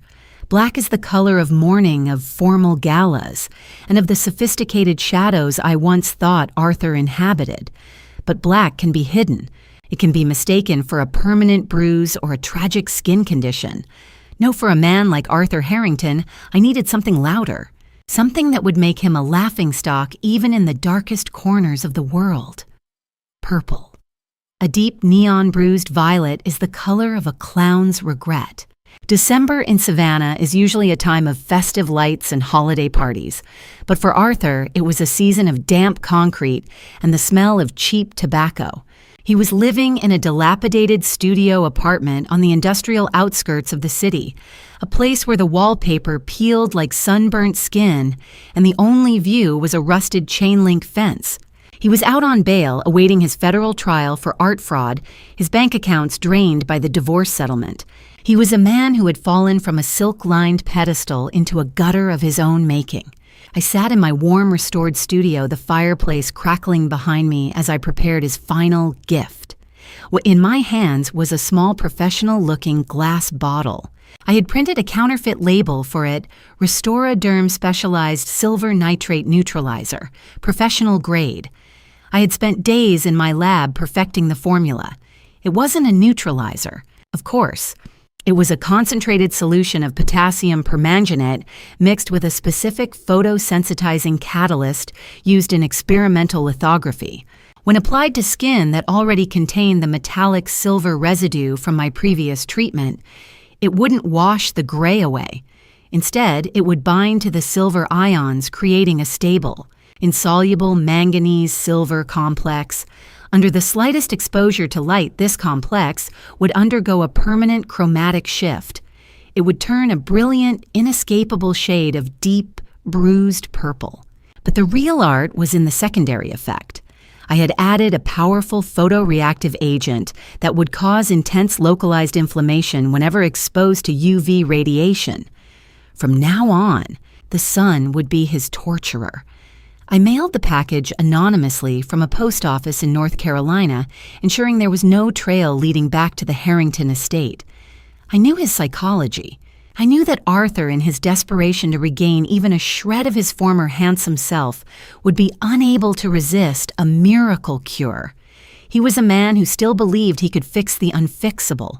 3 days later, I drove my car to the outskirts of town and parked across the street from his apartment complex. I sat behind my tinted windows, sipping a thermos of Earl Grey, and waited. Inside that cramped, dark room, I imagined the scene. Arthur standing before a cracked bathroom mirror, looking at the gray, blotchy remains of his face. He would open the package with trembling hands, a flicker of hope igniting in his chest. He would read the instructions. Apply liberally.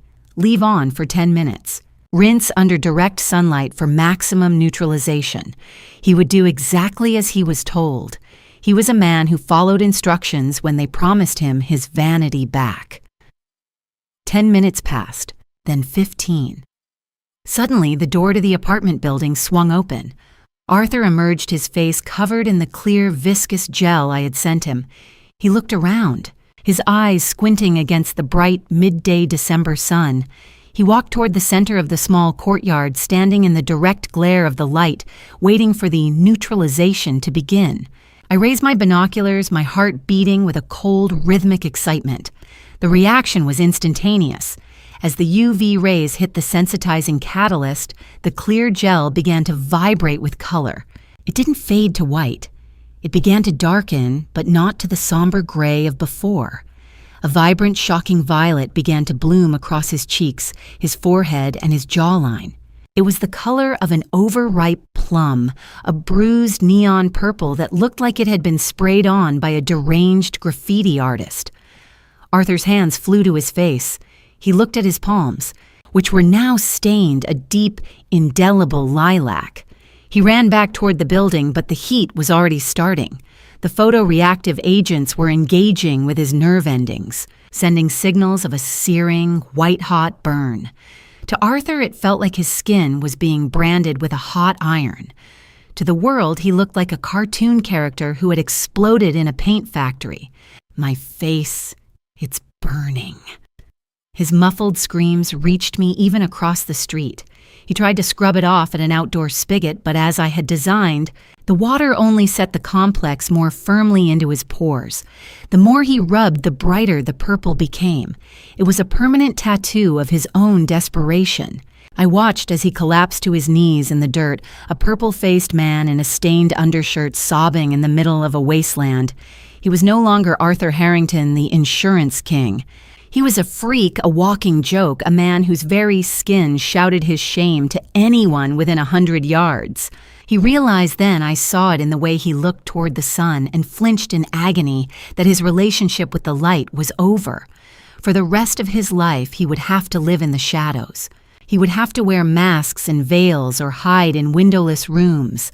If he ever stepped into the daylight, his skin would turn that ridiculous, mocking purple and burn with the intensity of 1,000 needles. He was being forced into a permanent, subterranean existence. He had spent his life in the spotlight, basking in the admiration of others. Now the light was his enemy. He would die in the dark, a purple ghost haunted by the memory of a woman he thought he could erase. I lowered the binoculars and put the car in gear. I had seen enough. The restoration was finally, truly finished. The final layer of pigment had been applied, and it was the most vibrant, most permanent color in my palette. I drove back toward the historic district, toward my beautiful, quiet home, where the original Savannah sunset hung on the wall, glowing with a light that was authentic and pure. I thought of the small bottle I had sent him, and the way the purple stain would never, ever leave his skin. It was more than a chemical reaction. It was a signature. My signature. A little parting gift, Arthur. Just so you never ever forget my name. As I pulled into my driveway, the sun was setting over Savannah, painting the sky in shades of orange and gold. I stood on my porch and watched the light fade, knowing that somewhere on the edge of town, a man was cowering in a closet, terrified of the very beauty that surrounded me. I went inside, locked the door, and poured myself a glass of wine. The Harrington legacy was restored, the traitor was marked, and the artist. The artist was finally at peace. The purple punishment was the only fitting end. After all, royalty wears purple, and Arthur Harrington had finally been crowned the King of Fools. When the dust of the past is finally wiped away, the true beauty finally begins to shine. In Savannah, the end of the year is usually marked by heavy frosts and the scent of wood smoke drifting from the chimneys of historic mansions. But inside the Harrington Gallery of Fine Arts, the atmosphere was one of electric renewal. I stood in the center of the grand hall, surrounded by the masterpieces I had spent the last 12 months quietly breathing back to life. It was late December 2025, and for the first time in 35 years, I wasn't standing in the shadow of a man. The exhibition was titled Resurrection, a name that the local critics found poignantly appropriate given my tragic struggle with early-onset cognitive decline. They saw a woman who had fought through the fog of a failing mind to preserve the culture of the South. I saw a woman who had played a perfect game and won everything. The room was filled with the cream of Savannah society, the same people who had whispered behind their fans during the gala incident and watched the viral videos of Arthur's public collapse with predatory fascination. Tonight, however, their eyes were filled with nothing but reverence. They moved from canvas to canvas, marveling at the precision of my work. The way I had removed centuries of yellowed varnish to reveal the vibrant original colors beneath. They didn't realize they were looking at a metaphor for my own life. I was no longer wearing the muted navy suits or the pearls of a submissive wife. I was dressed in a floor-length gown of emerald silk, my hair styled in a sharp, modern bob that highlighted the clarity in my eyes. I didn't stumble over my words. I didn't look for my keys in the freezer. I spoke with the authority of a woman who owned every brick of the building and every soul in the room. Martha Darling, Mrs. Vanderbilt, the matriarch of one of Georgia's oldest banking families, cooed as she approached me. We were all so worried during your illness. But look at you. This work is beyond anything we've seen. The way you've restored the light to these pieces. It's as if you've conquered time itself. Time is a persistent thief, Margaret.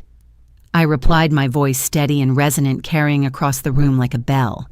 But as a restorer, I've learned that if you understand the chemistry of the rot, you can stop it in its tracks. You can even reverse the damage provided you're willing to use the right solvents. The highlight of the evening wasn't just the art. It was the announcement I made from the podium at 8 o'clock. I stood before the crowd, the high-intensity gallery lights catching the brilliance of the emeralds at my ears, real emeralds purchased with the liquidated shares of Arthur's former firm. Tonight is about more than just old oil and canvas. I announced, my gaze sweeping over the audience. It is about the protection of legacies. This year, I am establishing the Harrington Foundation for Financial Restoration. We will be donating 40% of all proceeds from this exhibition and an annual endowment of $3 million to funds dedicated to protecting women from financial abuse and domestic fraud. A hush fell over the room, followed by a thunderous wave of applause. The irony was lost on them, but it tasted like vintage champagne to me. I was using the wealth Arthur had tried to steal to fund the very systems that would ensure men like him could never thrive again. I was no longer the radioactive Christmas elf or the confused patient. I was the most powerful woman in Savannah, a philanthropist with a titanium spine. Throughout the night, I watched the way people looked at me. There was no more pity. There was only the realization that I was the predator now. I had successfully restored my own reputation, while Arthur's name had become a cautionary tale whispered in the dark.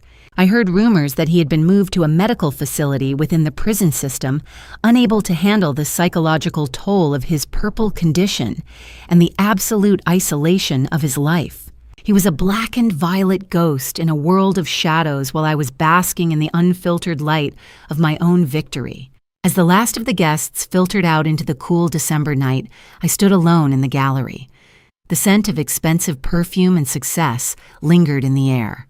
I looked at the paintings on the walls, works by masters who had long since passed away, their truths preserved by my hands. I felt a profound sense of peace. The Alzheimer's shield was no longer necessary, but I would keep the files. It was a reminder of the mask I had worn to protect the masterpiece of my life. I had been the wife who stayed in the studio, the woman who was too artistic to notice the forged signatures and the secret hotel rooms. Arthur had believed I was a relic to be discarded. Instead, I had treated him like a bad restoration, stripping away his arrogance, exposing his flaws to the sun, and ensuring he would never again ruin the integrity of a home. I walked out of the gallery and toward my car, the cold air refreshing on my skin. I didn't need a driver. I didn't need a caretaker. I drove through the historic streets of Savannah, past the live oaks draped in moss toward the Harrington estate. When I entered the house, it was quiet, but it was no longer empty. It was filled with the weight of my own presence. I walked up the grand staircase and into the main drawing room. The fireplace was already lit, casting a warm, flickering glow across the silk-lined walls. I stopped in front of the center mantel, where a heavy gilded frame hung under a dedicated spotlight. I looked into the painting, the real Savannah sunset. I looked at the way the golden marshlands melted into the purple-hued sky, a scene of absolute unadulterated beauty that Arthur had tried to sell for a few months of lust. I saw the 18th century brushstrokes, the authentic craquelure, and the soul of the artist that I had fought so hard to protect. I reached out my fingers, tracing the edge of the frame. My hands were perfectly still, no tremors, no hesitation, no rot. I looked at the masterpiece that Arthur had replaced with a fraud, and then I looked at the reflection of the woman in the glass, protecting it. We were both originals. We were both restored. And we were both exactly where we belonged. I looked at the real Savannah sunset hanging on my wall, and I smiled. 2026 is approaching, bringing with it a world no longer haunted by the shadows of lies. As the final hour of December 31st, 2025, ticked toward midnight, I stood on the wrought iron balcony of the Harrington estate, a glass of vintage Bordeaux in my hand. Below me, the city of Savannah lay draped in a quiet silver frost, its historic squares illuminated by the soft glow of street lamps. The air was cold and sharp-smelling of pine needles and the distant briny scent of the Atlantic, a scent of beginnings. The first of the New Year's fireworks began to bloom over the riverfront bursts of crimson gold and emerald reflecting in the dark waters. I watched the light cascade through the Spanish moss, thinking of the journey that had begun with a single misplaced receipt in a studio filled with turpentine. That Martha, the woman who had trembled at the sight of a diamond necklace that wasn't hers, felt like a character from a different era. She was a sketch that had been painted over, a preliminary layer that had served its purpose but was no longer visible to the naked eye. I looked down at my hands, resting them on the stone railing. For months, they had been the instruments of a meticulous, calculated reckoning. They had measured silver nitrate, forged medical symptoms, and painted a fraudulent sunset to catch a thief. I remembered the permanent gray stains that had once haunted Arthur's skin and the vibrant, mocking purple that now defined his existence in the dark. But as I looked at my palms under the light of the exploding fireworks, I saw that they were clean. There was no residue of chemicals, no lingering stain of the capsaicin, no shadow of the darkness I had manipulated to achieve my ends. I had handled the rot of a 35-year marriage, scraped away the layers of betrayal and greed, and somehow my own skin remained pristine. In this moment, I felt an absolute crystalline peace. There were those who would say that what I did was monstrous, that a wife should have sought a simple divorce, a quiet exit. But they do not understand the art of restoration. You cannot fix a canvas that is infested with mold by simply putting it in a new frame. You must treat the infection. You must apply the solvent. You must ensure that the truth is the only thing left when the work is done. My revenge hadn't turned me into a demon. It had merely made me fair. I hadn't destroyed a masterpiece. I had simply removed a fraud that was masquerading as one. Arthur had been the intruder in my life, a parasite who mistook my silence for weakness and my dedication for blindness. Tonight, he was a footnote in a history book that I had closed and locked away. I took a slow sip of the wine, the rich, earthy flavors grounding me in the present.